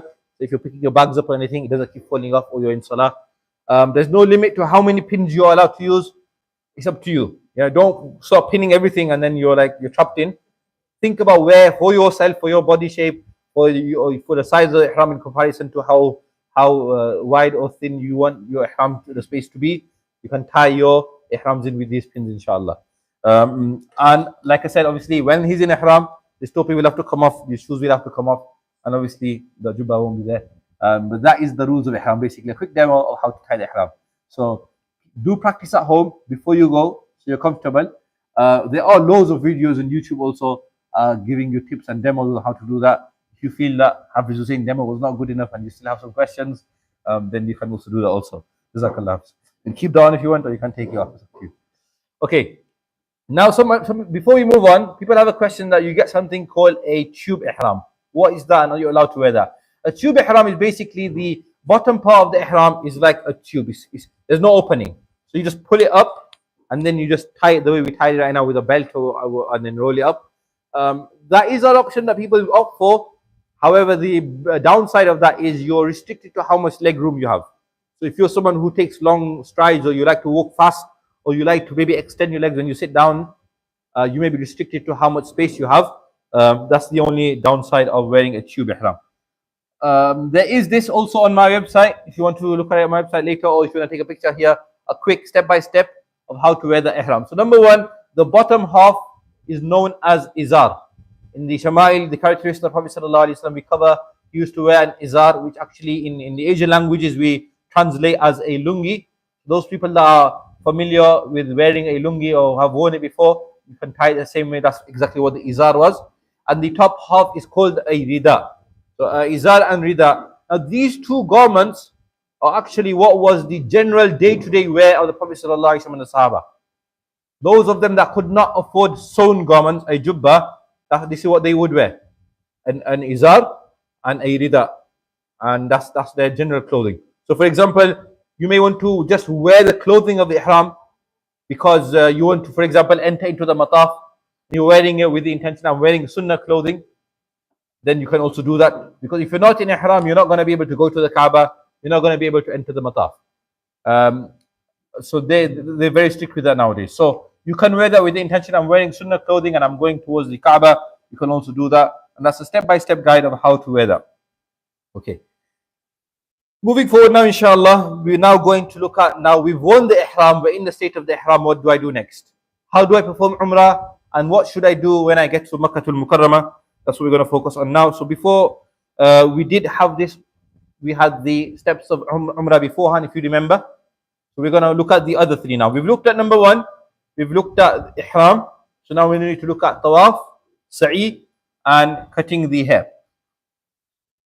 So before we do that, now we are talking about getting towards the Kaaba. I think this is a perfect moment to mention this. Any dua that you make on the first glance you have at the Kaaba is an accepted dua. This is why at the beginning I advise having a dua list. Because any dua you make, that is an accepted dua immediately. Your glance at the Kaaba. So therefore, for part of the etiquette of entering Masjid al-Haram for the first time on your journey is to try keep your gaze lowered. You keep looking down until you think you're in a place where you're not in anybody's way, you're not on the staircase, you're not in a way where the police is gonna move you out of the way, and you're not in a place where you're going to be disturbed, and your view of the Kaaba is not going to be obstructed. When you're at that place, then only raise your head, look towards the Kaaba, and make the dua. So any dua you make on the first glance of the Kaaba is an accepted dua. Now this includes if you have a hotel, for example, you're living in the Clock Tower or Safa Towers, and from your hotel window, you can see the Kaaba. It might be a good idea when you check into your hotel not to go and check out the view, but to keep your net or curtains closed so you don't spoil that moment and lose out on this virtue. Because if you do and you've seen the Kaaba now, and you forgot to make your dua because you weren't actually walking into the masjid, you've not got your dua list in your mind, you've missed out on this great opportunity of having an accepted dua when you see the Kaaba for the first time. So now it all begins. We're now entering Makkah al-Mukarramah. We're in the state of Ihram. As we enter, we should say Bismillah, Allahu Akbar, La ilaha illallah. And then, like I mentioned in the beginning, let us start reciting the talbiyah. Labbaik, Allahumma labbaik, labbaik, la sharika laka labbaik. Inna alhamda wa ni'mata laka wal mulk, la sharika laka labbaik. Once we get there, try to minimize the time we're going to spend in the hotel. Obviously, this all depends on the time of day you're going to get there. If you've been awake for more than 24 hours and you're really tired, like I mentioned, don't get overzealous and think I'm going to go do my Umrah now and now, get out of Ihram. Might be a good idea. Have a rest, take a little nap, maybe even have a shower. Yes, you can have a shower in Ihram. You just can't use any soap, shampoo that is scented. So you can remove the clothing. Removing the clothing does not remove you from the state of Ihram. So for example, if you have 2, 3 Ihram, one gets dirty, someone spilled some drink on it, you have another backup pair, or you take it to get it washed. You wash it in the sink. You can do that. You can take your clothing off. It does not remove you from the state of Ihram. So you might want to freshen up. You can do that. Once you're ready, you freshened up, you're well rested. Now it's time for you to now make your way towards Masjid al-Haram. Now I'm going to repeat what I mentioned at the beginning about being unplugged. Please, this is the moment where you don't want to take your phone out and record that journey. You want to hide your phone away and you want to focus on yourself, your ruh, your spirituality, and what you're going towards. Enter the masjid with the right foot, like I mentioned. Why? Keep your gaze lowered, so you don't by mistake see the Kaaba where you're not ready for the du'as. Don't look up, keep going until you finally get to as close as possible. I know I put there, get to a quiet place. That means that it's not in the way. There's not going to be any quiet place because it's a busy place. By quiet place, I mean a place where you're not blocking anybody on the stairway or in the entrance part. You're not in anybody's way. You're out of the way on the side maybe, and then go look up slowly in awe of the majestic sight of the Kaaba, taking the majesty of the Kaaba, an amazing sight. And words can't express the emotions we will feel when you're there. You will automatically feel your hair come on end, your tears start to roll out. You will be amazed. You could just stand there and look at the Kaaba all day. That's how amazing Allah has made the Kaaba, how majestic the Kaaba is. So look slowly, look up in awe, and in that emotion, in that moment, then let us make those du'as that we wanted to make specifically for our first sight of the Kaaba. Whatever du'a we make there is an accepted du'a. We've done all this now. We've entered the masjid, we've seen the Kaaba, we've made our du'as, and now obviously we want to do our Umrah so we can come out of Ihram. So remember, tawaf has to be done in a state of wudu. Just like for salah you need wudu, for tawaf you also need to have wudu. So make sure before you've done all this, you've done wudu and you've held your wudu so that you don't need to now think about, if I go to do wudu, how will I get back in, which gate is open, which is closed, because they change their mind all the time. There'll be one gate will be open, 10 minutes later they close it, they open another one. They'll reroute you, send you for a spin around the whole Masjid al-Haram. That's why I said make sure you're well rested so that you have the energy to do that. So in the state of wudu now, we need to do 7 rounds of the tawaf. Each tawaf, we're going to go through the details of tawaf very shortly. So you're going to do 7 rounds of tawaf. You're going to follow that up with the 2 rakats, which you do with every tawaf. Even if you say nafil tawaf, not in the state of ihram, every tawaf you should do, you should pray 2 rakats after. It doesn't have to be straight away. You can pray later on. For example, if you do tawaf after asr, you're not allowed to pray any salah after asr. So your 2 rakats you could pray after maghrib. So the 2 rakats that will follow with your tawaf can be delayed slightly also. And have some zamzam water. After you had your tawaf, have some zamzam water also. With zamzam water, whatever dua we make, duas get accepted also. Taking from zamzam, drink as much zamzam as you can. Rasulullah said the difference between a hypocrite and a believer is a hypocrite, they can't drink that much zamzam. They'll drink a bit and that's enough. Whereas a believer, they can keep on drinking, they won't ever get tired of zamzam. They won't ever get full up. So drink as much zamzam as you can, and thereafter make your way towards, there will be a sign that will say to the mas'a. Mas'a is a location of sa'i. Sa'i is where you're going to do 7 rounds between the 2 mountains of Safa and Marwa. Before we look at now the details of how to do tawaf, how to do sa'i, and how to complete Umrah, I thought because we're talking about the Kaaba, let's look at some key spots on the actual Kaaba. So you might have seen the semicircle, which is known as the Hatim. This was part of the original Kaaba which Ibrahim alayhi salam built. Later on, when the Quraysh, when they rebuilt the Kaaba, they didn't include it as part of it, and as such, this is now just an external semicircle. However, anything inside of that semicircle is inside the Kaaba. So normally in large crowds, they don't normally open it, but if there is a chance where they do open it, and you are blessed by being able to go inside, don't push your way to get in. If you can't, it's fine. Maybe Allah will give you another chance later. Don't break the sanctity that we talked about at the beginning by saying, I want to go, and I'm going to push past. I don't care how many people fall down and get hurt. I'm going to make sure I get in there. That's not what we're there to do. Number 2, we have the multazam. So we have the Hajj al-Aswad in the corner of the Kaaba, and then we have the door of the Kaaba. The area between the Hajj al-Aswad and the door of the Kaaba is called the multazam. This is a place where any dua you make standing there touching that part is also an accepted dua. Classically, scholars would go to this place, ulama would go to this place, pious people go to this place for very specific, very high du'as they would make that previously may have been impossible to understand or fathom in their life, and those things came true just because they made that du'a at the multazam. Now, it's very hard to get through. It's not farad or wajib or part of the rituals to get there. So if you can't, don't try to force your way there. We just have that zeal and intention that you want to, but because you couldn't, and hopefully the dua you made, Allah will accept it in the same way, inshallah. Because if you're going there by hurting someone, then you've done totally the opposite of what you're meant to do, and you're not going to benefit from that location.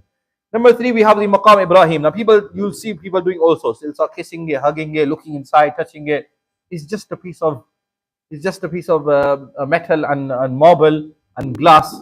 They're looking into that holds the rock in which the footsteps of Ibrahim alayhi salam is. If you want to look inside and see that, if you're not doing tawaf, during your tawaf, it's not a good idea to look into it. Your focus is not supposed to be on anything else. But maybe afterwards, you might want to look for your own, for you to see. But there will be a crowd. It's very dangerous around there. In Ramadan, when I went right now, the two spots where it was the most, the tightest, heaviest crowds were at the Hajar al-Aswad crowd and the crowd around Maqam Ibrahim, where you weren't doing tawaf, the crowd was carrying you around the Kaaba. So don't try to just, I want to go and see, I want to see. You can see a picture in Google later, inshallah. Don't force your way to go and see what's inside it. There's no benefit in other than visualizing that sacred relic, which is obviously it's good to see, but you need to weigh out and balance out pros and cons. Thereafter, we have the Hajar al-Aswad, the black stone, which we know if a person who kisses it directly or from a distance, you do istilam, your sins are taken off or transferred there. This is a part of the Kaaba, and it can remove any sins of a person between the slave and the creator. However, again, very large crowds, very high risk.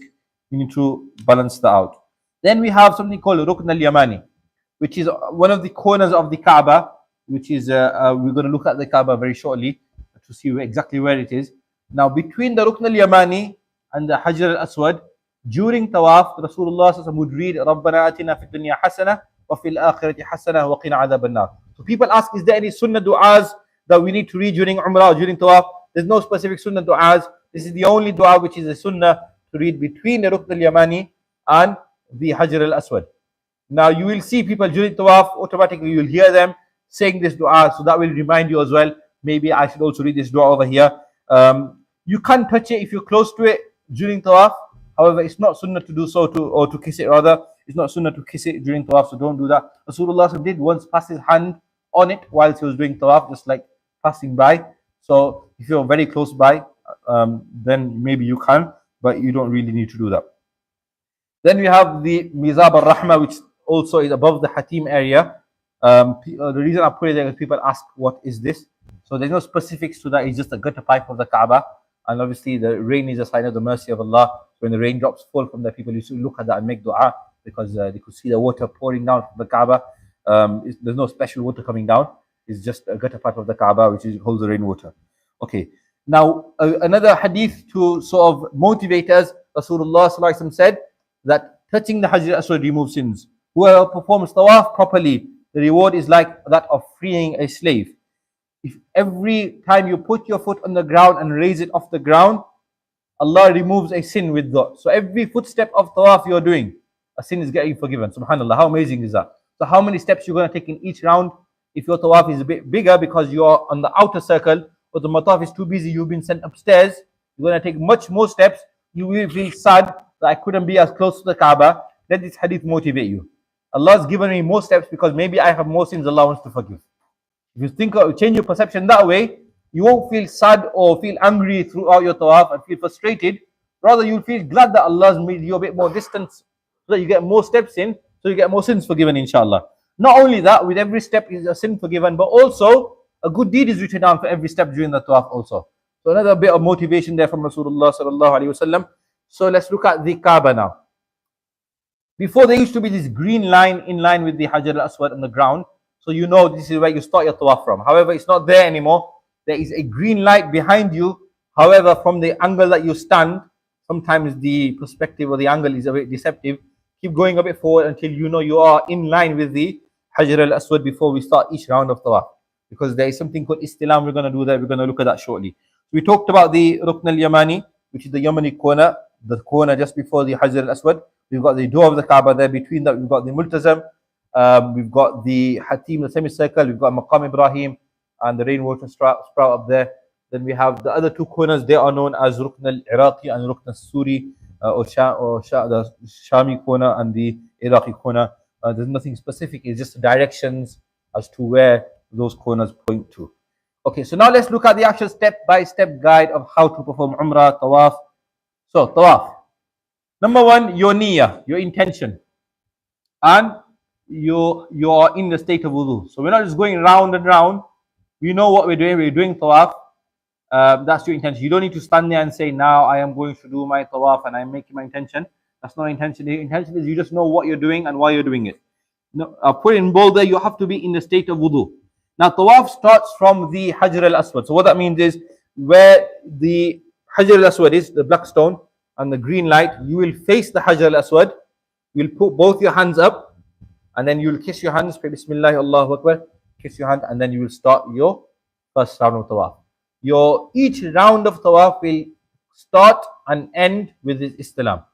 By end, I mean your seventh round also, when you finish, you do istilam and end it there. So you don't need to do it twice in between each round. It's just once you do it, but it marks the end of the previous round and the start of the next round, if that makes sense. Don't want to confuse you. So that istilam, it marks the end of the previous round and the start of the next round. So each round starts and ends with istilam, which is raising both hands, palms facing Hajar al-Aswad, saying Bismillah, Allahu Akbar, walillahi alhamd, and then you kiss both your hands and raise it again towards Hajar al-Aswad, Bismillah, Allahu Akbar, and then you start your tawaf.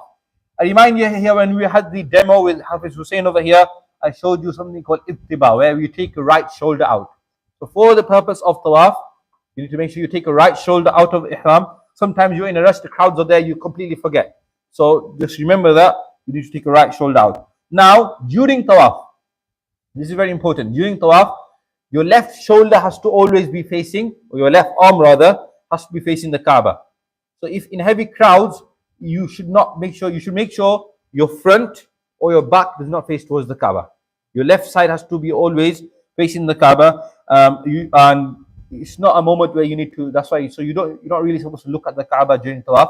You look at it beforehand or after your tawaf is finished. During tawaf, focus. Now, what will help you to make sure your left side is always facing the Kaaba is the tiles on the floor. They are all facing the Qibla. So if your foot is 90 degrees to the ground, then you know that you are constantly, completely facing the Kaaba. Now, sometimes I don't want you to always look down and then you get squashed in the crowd and you lose track. This is just a tip you can do. But you have to make sure your left side and your front and back does not face the Kaaba. Your chest does not face the Kaaba during tawaf. The first 3 rounds, we do something called Ramal, which is like a light march, not an entire jog, but just like a march. You march the first 3 rounds. And this was done by the Prophet ﷺ when they came for the first Umrah, when the Quraysh were onlooking, just to show a bit of courage and confidence that we Muslims have. And then it became a ritual as part of the tawaf, where you march for the first 3 rounds or first 4 rounds of tawaf. Now, during tawaf, we are not supposed to communicate or talk. Just like in Salah or during Jummah khutbah, we're not allowed to talk.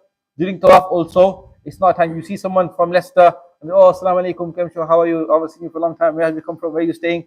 Wait till after tawaf. If you want to wait for them and talk to them later, you can't smile at them and nod at them, but don't start engaging in conversation during tawaf. So no talking. Tawaf, constantly, you should be doing some dhikr, reading some dua. If you want to read some Quran, you can read some Quran as well, although it's better to read du'as and adhkar. Read Quran later, but it's not that you're not allowed to. But so spend your time in remembering Allah. That could be any dua, any dhikr. If you want to have a book of du'as with you, that can help also, and you're not just reading the same dua all the time. Or if you want to just do some dhikr, you might have a prescribed ma'mulat of reading, for example, La ilaha illallah certain times, reading Subhanallah certain time, Astaghfirullah certain time, or make some du'as from the Quran, du'as from the Hadith.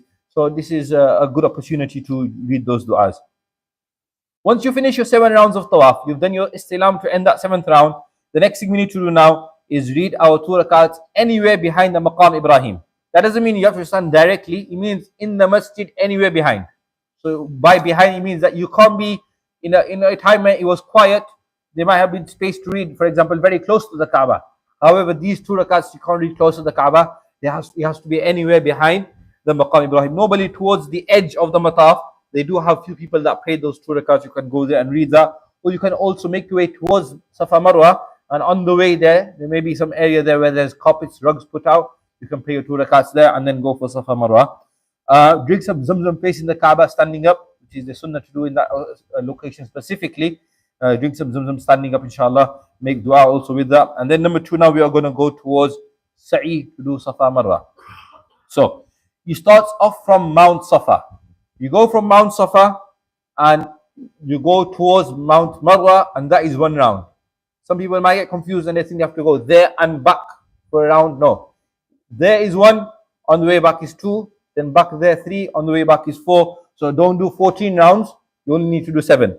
Now there is a specific section in the Safa Marwa where above you, it's not very clear on this photo because of the lighting, but there are green lights. For males, during that green lights, we have to run. Now you're not going to run a marathon, so you don't need to have a race. You just need to pace yourself a little bit. Run. This is actually the section where Hajra, she was running when she was looking for water for Ismail alayhi salam, and that section then became part of the ritual where we have to run in that section between Safa and Marwa. When we get there first, at Mount Safa, raise your hands, make dua facing the Qibla. Raise your hands slightly higher than your normal dua. When Rasulullah made dua in this section, in this place over here, he raised his hands like this. Compared to a normal dua where you raise your hands like this, when he was at the Mount Safa, he raised his hands so that it's in line with his shoulders. You could say Allahu Akbar, La ilaha illallah 3 times, read some Durood Sharif, make whatever dua you want, very small dua. You don't have to make a whole long dua. Small dua, end your dua, start your round, and you get to Marwa. Then when you get to Marwa again, pray Allahu Akbar, La ilaha illallah, then start your next round back to Safa. So do your 7 rounds, make sure between the green lights, you quicken your pace or you do a light jog. And then also during Safa Marwa, during Sa'i, try not to engage in any conversation. It's more stricter for Tawaf, but also in Sa'i, it's not a time to, you see someone now because it's a bit more straight path, so you can see more people that you recognize, and you start having a conversation that where are you staying or what you want to eat today. Wait till your Umrah is finished before you have those conversations.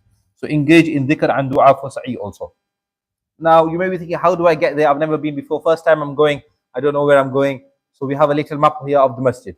So the dotted line, green dotted line is where the Tawaf you will end.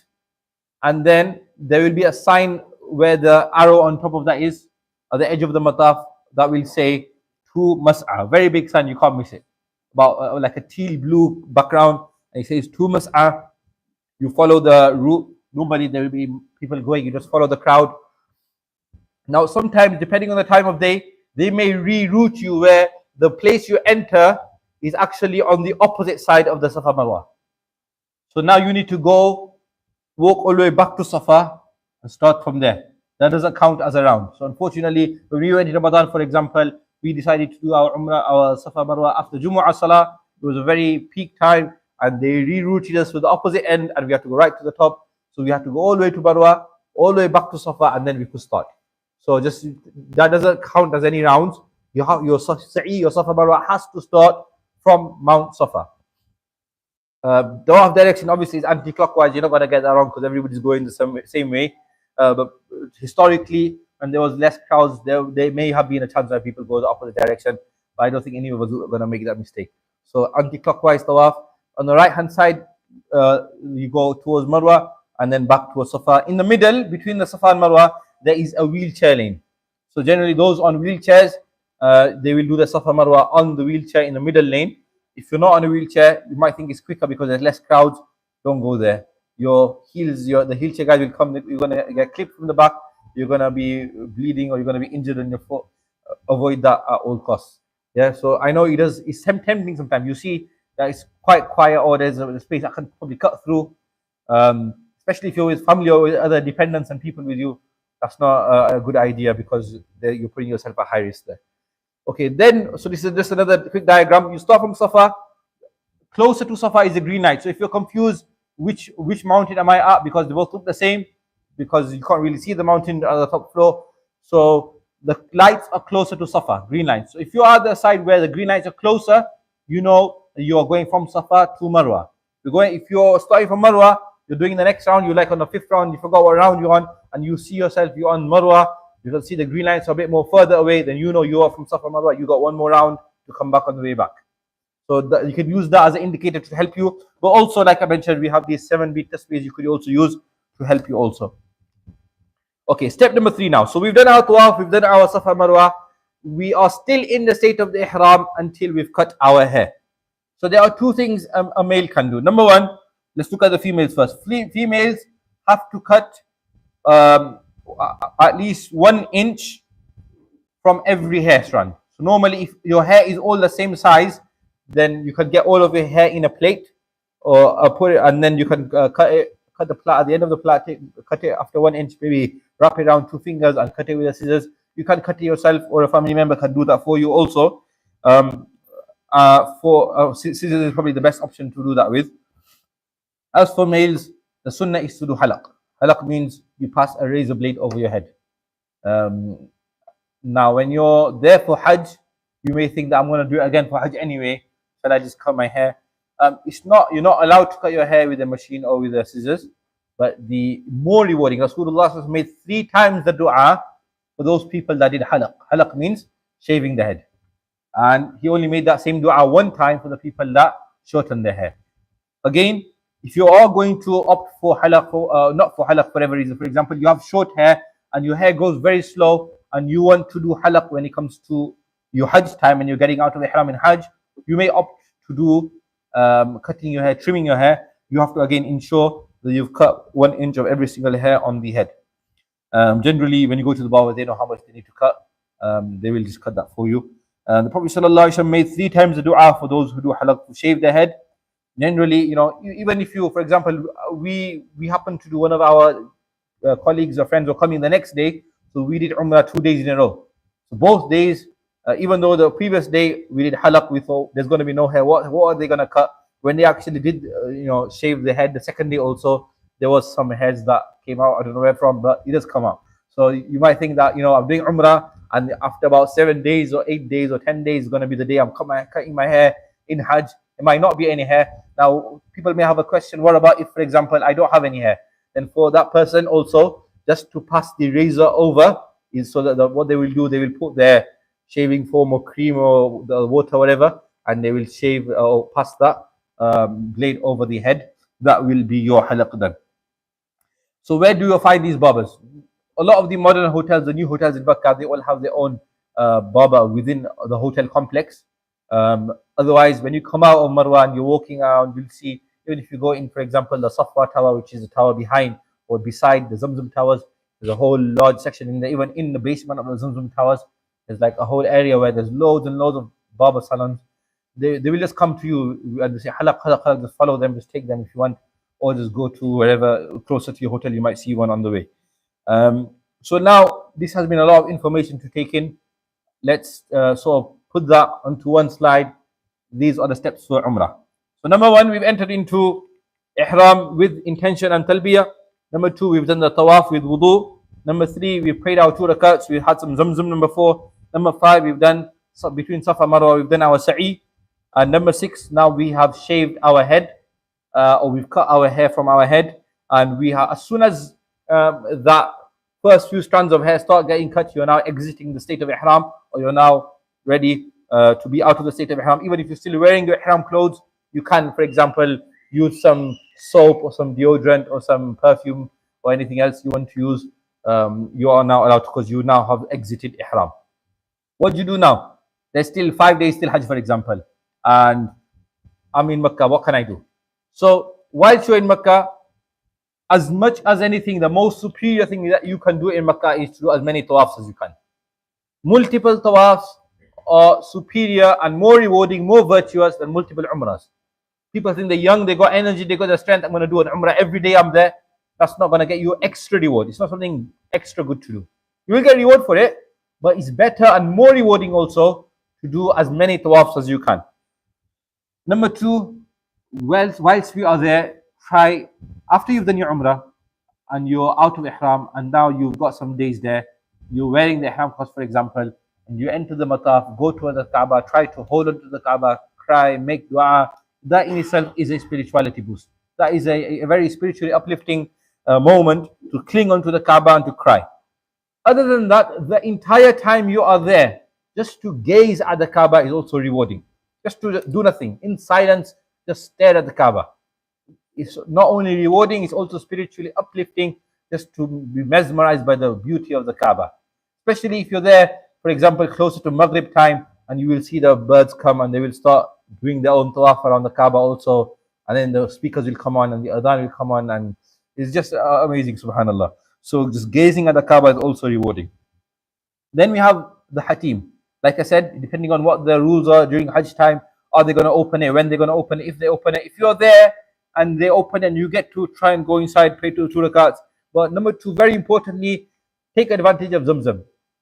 Drink as much Zamzam as you can. You have free for all. You'll see everywhere. You'll see the tanks with Zamzam.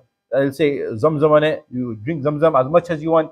If you have those small, what they do in hotels also, or even Maghrib time, you will see they have these small water bottles. Maybe keep that with you. Fill that up so you have some Zamzam to take back to your hotel also, so that you're constantly drinking Zamzam. If you want to make tea with that Zamzam water as well, then your tea is also good, mashallah.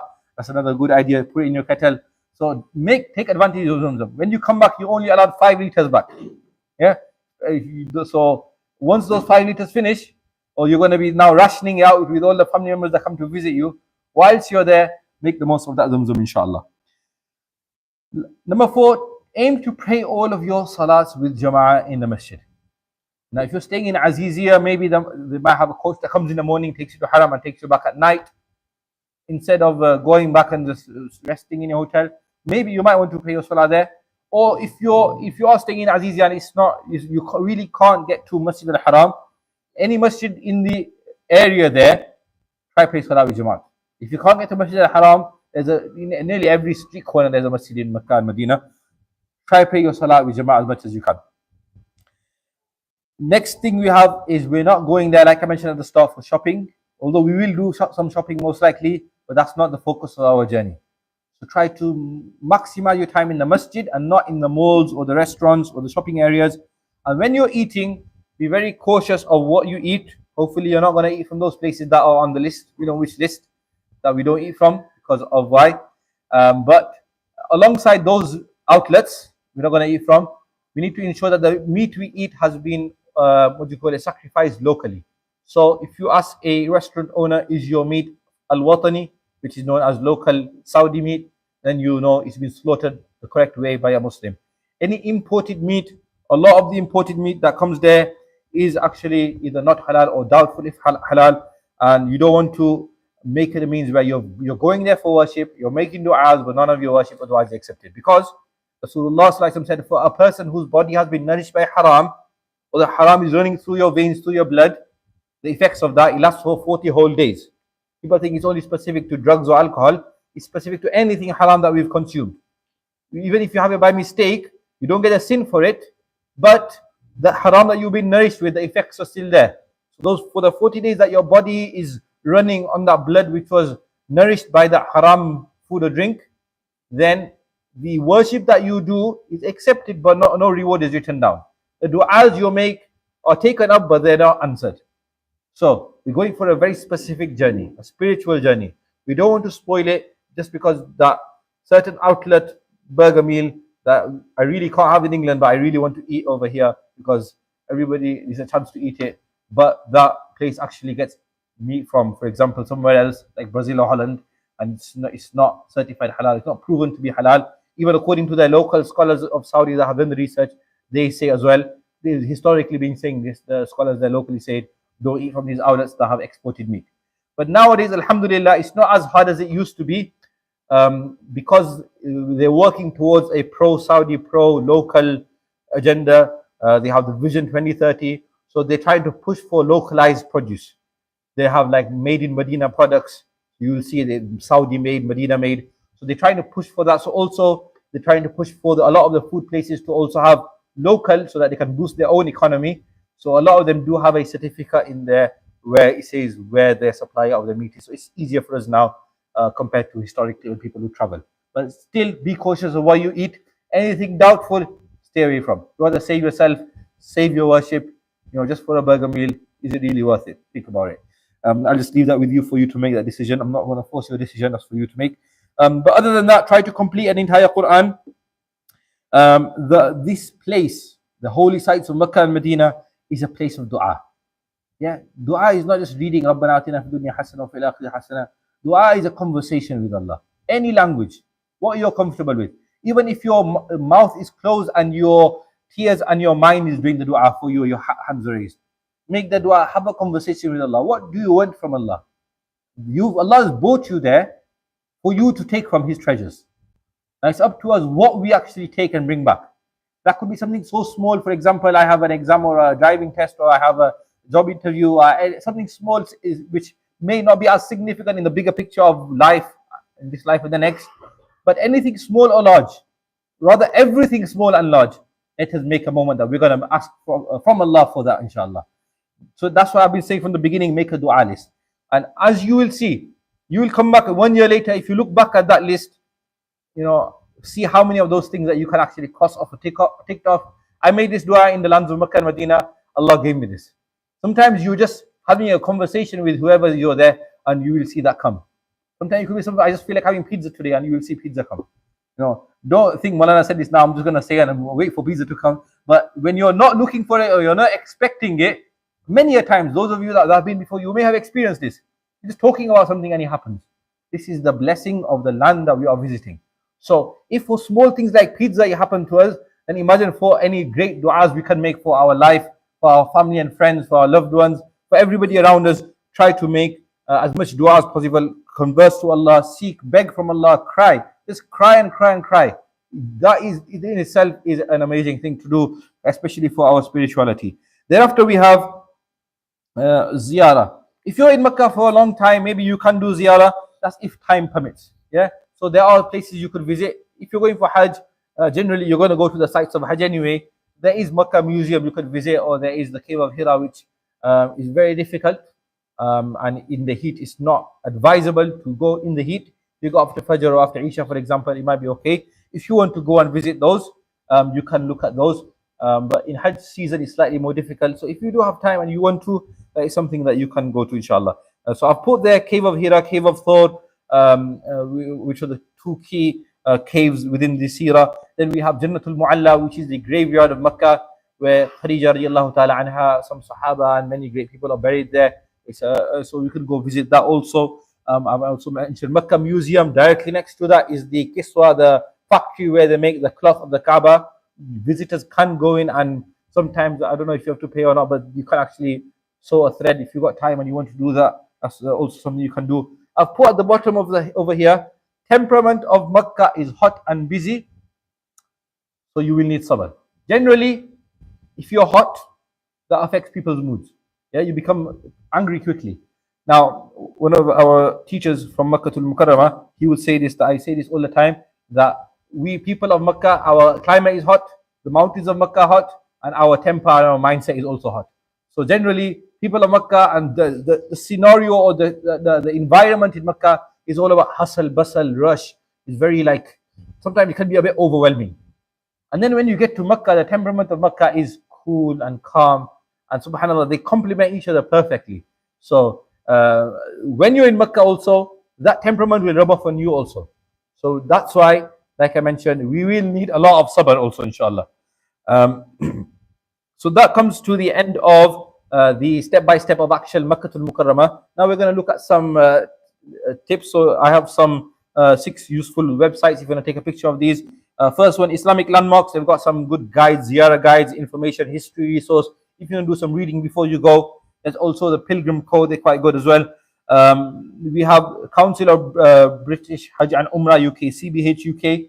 Generally, if there's any medical advice, any advice, up-to-date latest advice, they always have that on their website or on their social media straight away as well.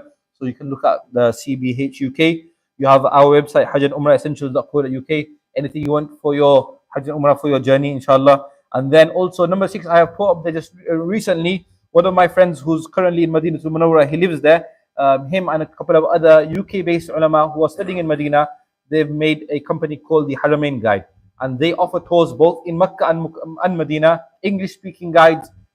They will also take you to places where normal tour guides don't take you. Very easy to book. You go on their website, pick your date, choose how many people in your thing, and if they have availability for that date, you can book it. Very simple, straightforward, all in English, very informative, very good. So look at the Haramain Guide also, inshallah. Then also some apps that are useful. You're going to need the Nusuk app specifically, and also when you go to Madinatul Munawwarah, that is, you're going to need that because you're going to need that to book your Rawdah if you've not already been in the last 365 days. If you are traveling early on, or your package does not include transport for Hajj, generally it does, and you're traveling by train, also very simple, very straightforward. You can get the Haramain train app. You can book your train tickets on there. Very simple, straightforward. Number 3, the FCPM app. So if you're going to Madinah to Munawwara, this is going to be your companion for Madinah Munawwara. The du'as to read when you get to Madinah, all the different Durood Sharif compilations, whilst you're waiting in the queue to go give salam to the Prophet sallallahu alaihi wasallam, what to read when you get there, all of that is also on there. Then number 4, Umrah Welfare Trust, the charity, they have a project called Life with Allah, and they have developed an app called Dhikr and Dua, amazing app. That app has got all Sunnah du'as for nearly everything. It's a go-to dua app. Also, the du'as also have English transliteration and translation.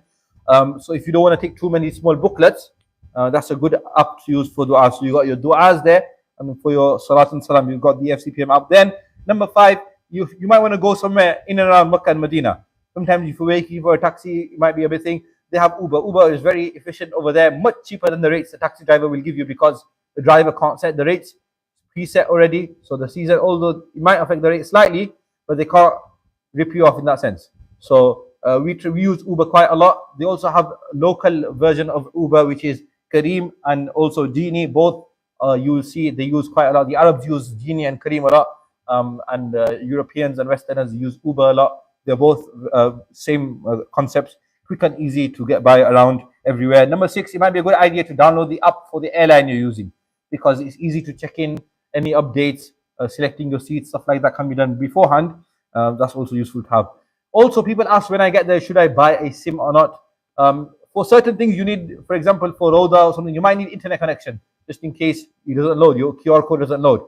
So it might be a good idea, if you don't want to buy a SIM and think about where am I going to put a SIM, I'm going to lose my original SIM, you can buy an eSIM. So I've used this eSIM in many countries. I've used it right now in Saudi as well. It's called Aerolo.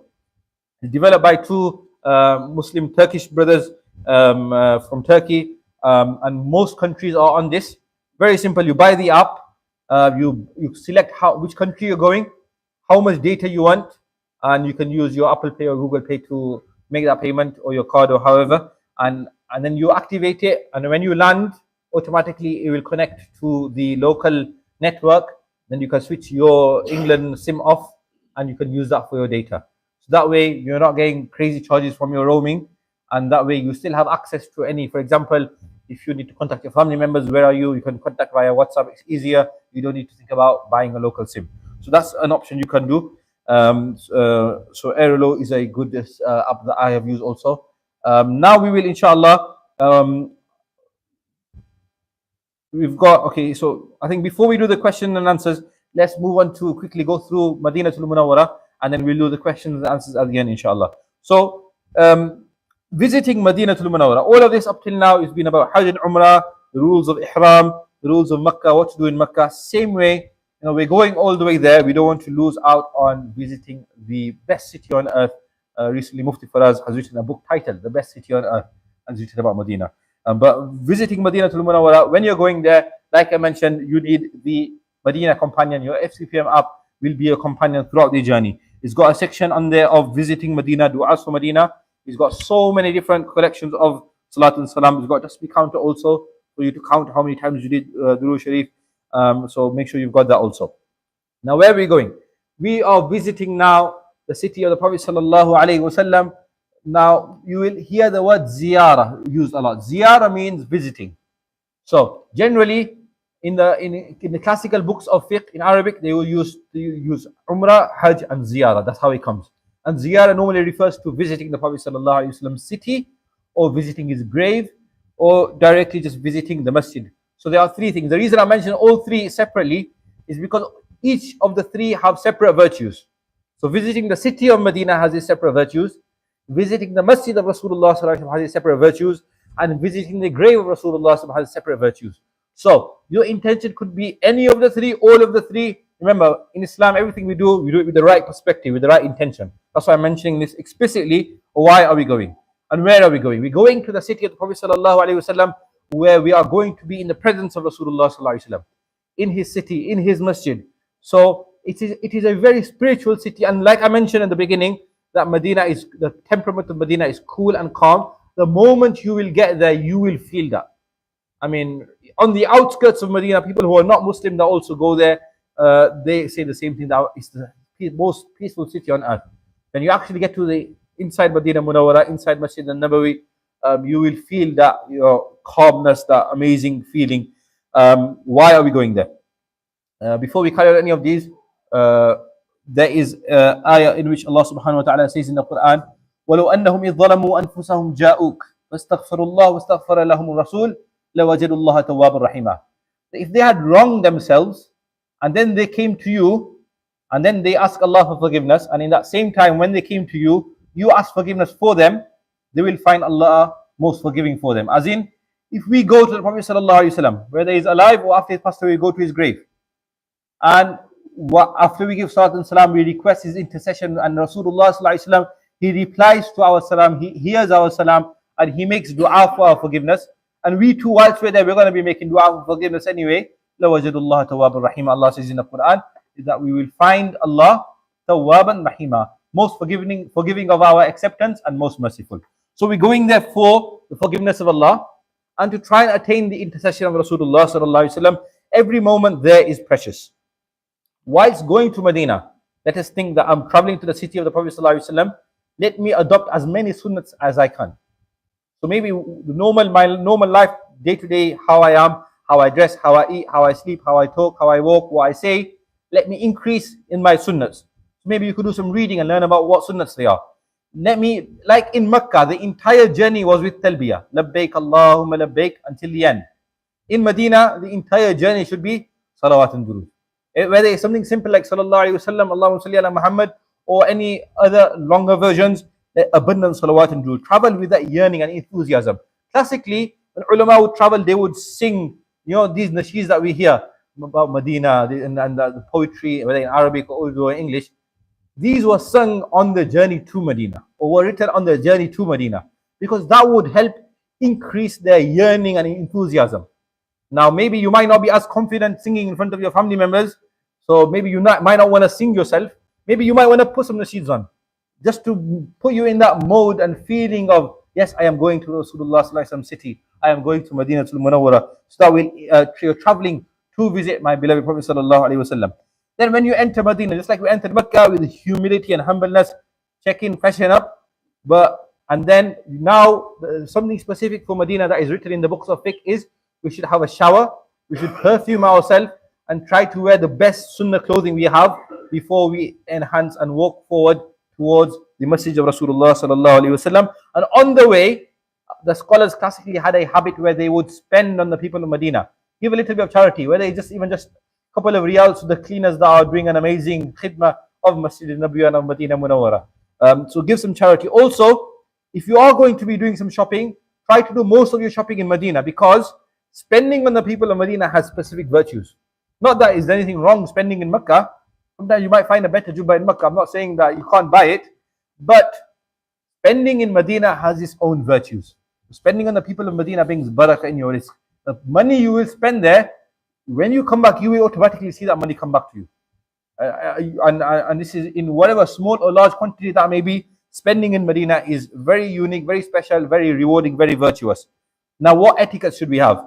Always be dressed in sunnah. Try to observe a lot of silence. Don't raise your voice.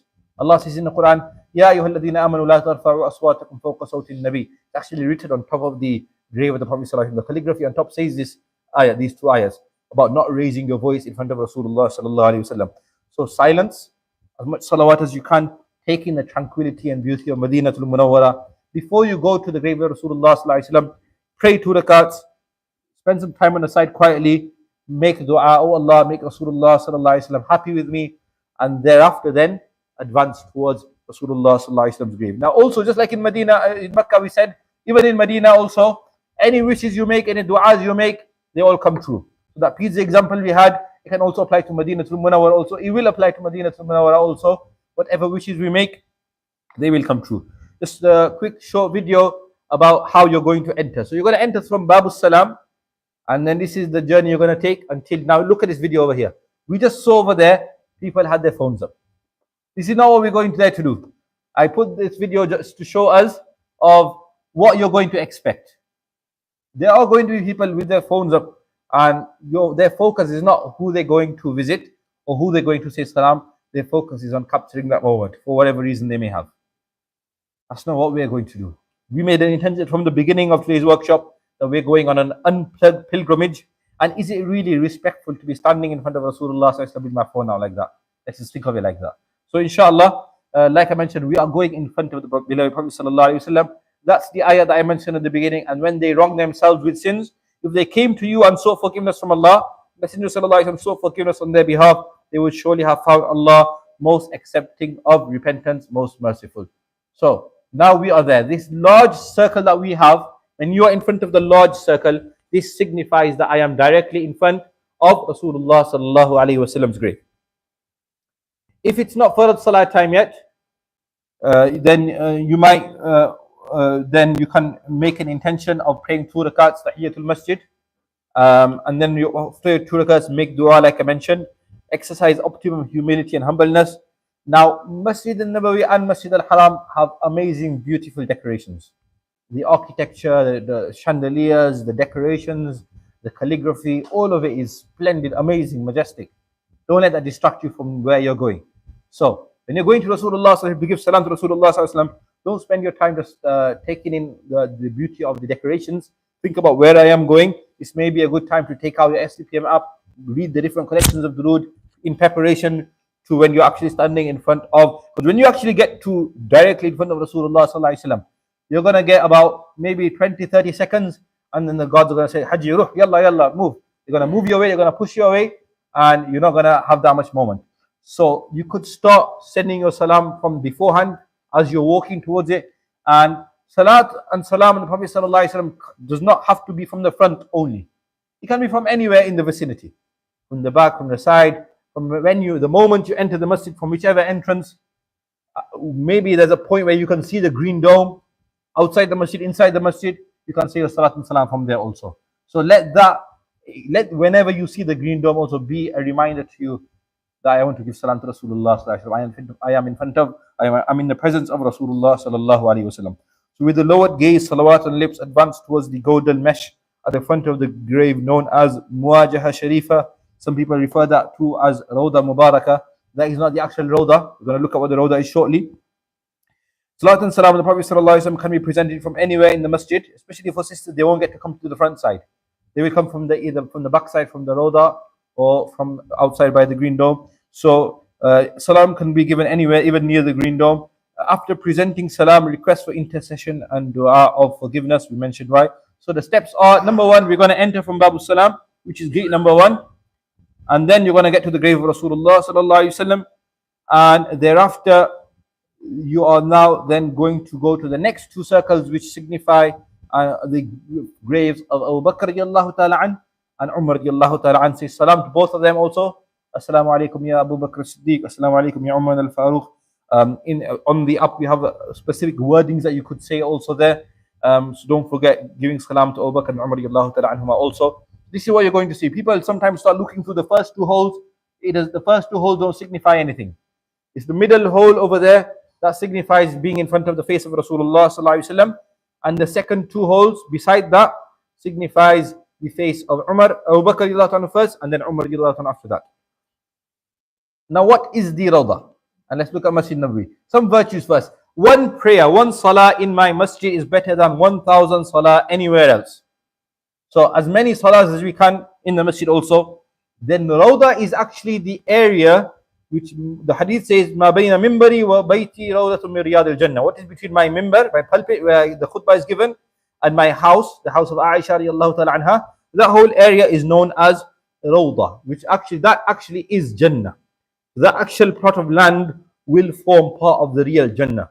That's, when people say heaven and earth, this is actually really heaven and earth.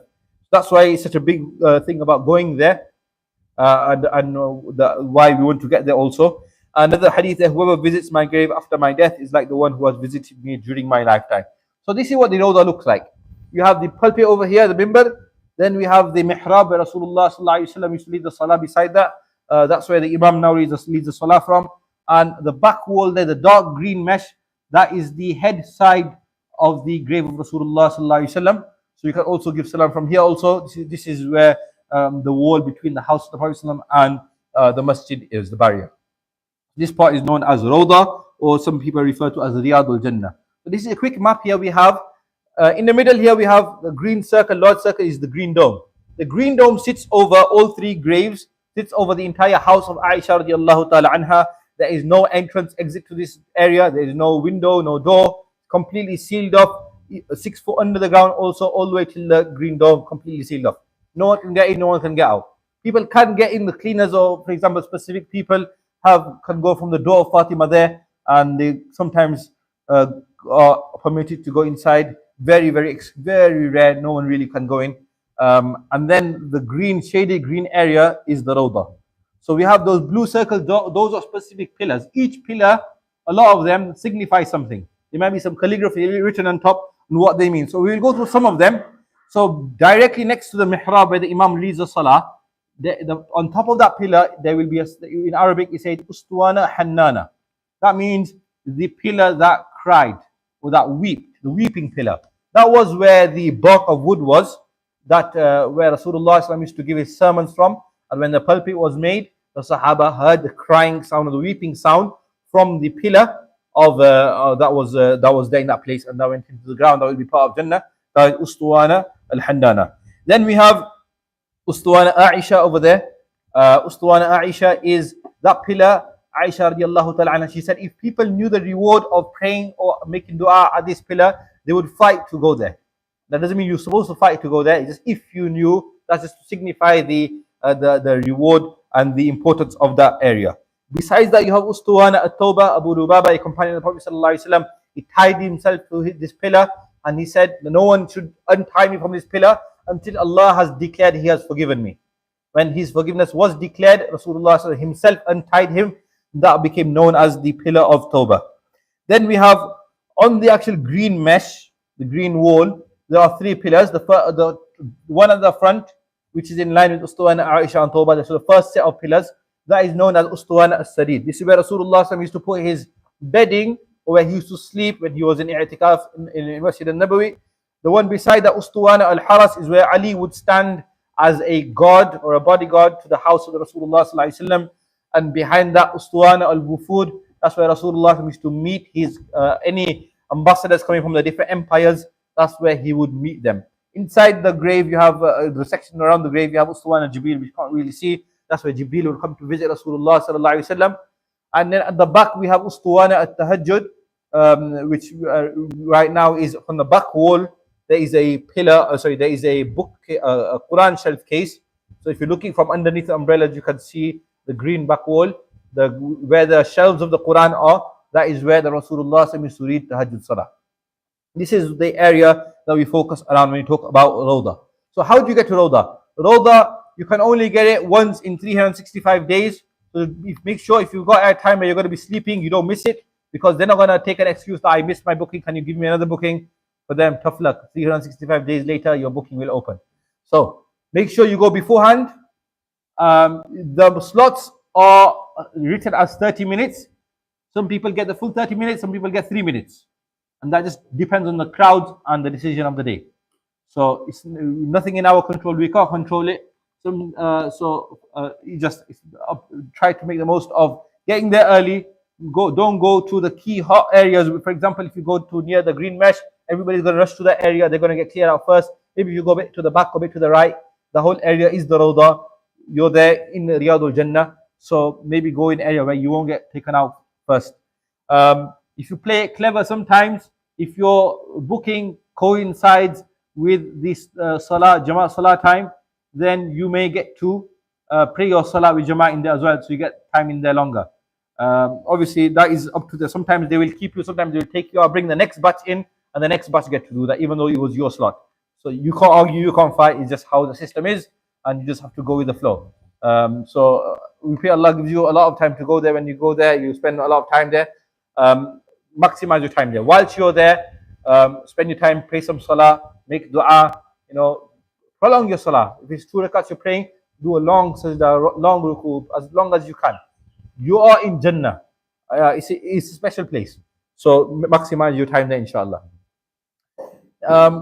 If you're gonna go early and you get to spend a long time in Medina, if you can spend 8 full days, that's 40 full salah in Masjid Nabawi, then that is something you can aim for. Now, sometimes, especially Hajj season, the packages are out of our control. We can't control the dates.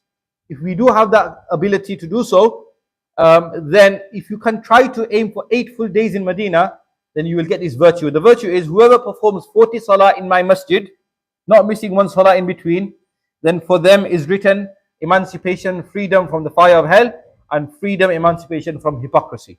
May Allah grant us the ability to do so. So if you can perform 40 salah in the masjid, that is amazing. If you can't, maybe make an intention another time. I'll come for Umrah. I'll make a specific booking. We have 9 full days in Medina. So then from those 8 days, I know 40 full salah in one go. I'm going to get with Jama'ah in Masjid Nabawi. Now, what do I do in Medina other than sending salam and salam to the Prophet sallallahu alaihi wasallam? What else can I do? So, before we do, وشوق الفؤاد إليها عظيم فطوبى لكم أنتم أهلها بهذا المقام وهذا النعيم بأرض المدينة صحب كرام تفانوا وضحوا لكي لا نهيم وما بين منبره سيدي ومسكنه روضة من نعيم فيا أهل طيبة تكونوا بها على نهج أسلافنا المستقيم وعظم أخي دائما شأنها ففي أرضها خير جسم يقيم. So the last line there, فَفِي أَرْضِهَا خَيْرُ جُسْمٍ يُقِيمٍ, is why I put this here, which is I've translated there at the bottom corner. In this land resides, or under this ground resides, or is buried, the best of all bodies, which is Rasulullah sallallahu alaihi wasallam. So remember, when we're in Madinah al-Munawwara, whatever we do, we need to be very cautious. How you have your personal love and respect for this city, that's down to you, your individual choice. Historically, scholars and the pious would do different things. For example, Imam Malik, who was from Medina, from the people of Medina, and known as the Imam of Medina, one of the great 4 Imams, his entire time that he lived, he never wore any footwear in the vicinity of what nowadays is called Masjid al-Haram. That was the Masjid al-Nabawi, the gates, that was Madinah al-Munawwara originally. Then it expanded, but that was Madinah al-Munawwara. He would never wear any footwear in Medina. He said, how can I wear footwear, or how can I wear shoes, or ride an animal where the footsteps of the Prophet ﷺ treaded on? So that was the level of his love and respect for Medina. So each individual, all of us will have our own levels of how we want to love this city and treat this city and be respectful in this city. So we have to very importantly maintain adab, etiquette, respect, because فِي أَرْضِهَا خَيْرُ جِسْمٍ يُقِيمٍ, as the poet said over there, Rasulullah sallallahu alaihi wasallam is in this ground. Don't waste your time there. It's not a holiday. Every moment is precious. Uphold the sanctity of the holy sites. Whilst you're there, maximize your time in Salat and Salam, Durood Sharif. Even in Medina, try and complete a Quran if you are able to. Like I said, aim to pray all Salah. If you can't do the 40 Salah, do the time you're there, at least do all those Salahs with Jama'ah. Then some places you could visit in Medina. Try go visit Janatul Baqi, the graveyard. Try go visit Mount Uhud. There's also, besides near Mount Uhud, there is the smaller mountain where the archers were, Jabal al-Rumat, where that's very easy to climb. It's a 3-minute climb. Even a child can climb that. It's nice to go visit those sites. If you're there and you're going to be there on a Saturday specifically, Rasulullah every Saturday would go to Masjid Quba. Sometimes he'd go riding, sometimes he'd go walking. Now what they have done is from Masjid Ghamama, which is directly beside the front of Masjid Nabawi, they have a golf cart buggy. You can give them, I think it was 10-15 riyals per person, and they will take you from there to Masjid Quba. They made this new thing called Quba Walk. It's very nice, mashallah, and it gets you to Masjid Quba. So if you're there on a Saturday, try go on Saturday. If you're not there on a Saturday, you're only there for a few days, still go to Masjid Quba and perform 2 rakats, because whoever does wudu before they go there and then gets to Masjid Quba, prays 2 rakats, for them the reward of an accepted Umrah is written down. Just like we're going for Umrah, we hope our Umrah is accepted and we hope we get the reward for that. This is just by praying 2 rakats in Masjid Quba, you get the same reward also. So try to go Masjid Quba, pray 2 rakats. There's other places you could visit, for example, the well of Al-Gharas, there's a well and garden of Uthman, the garden of Salman al-Farsi, there's various masjids where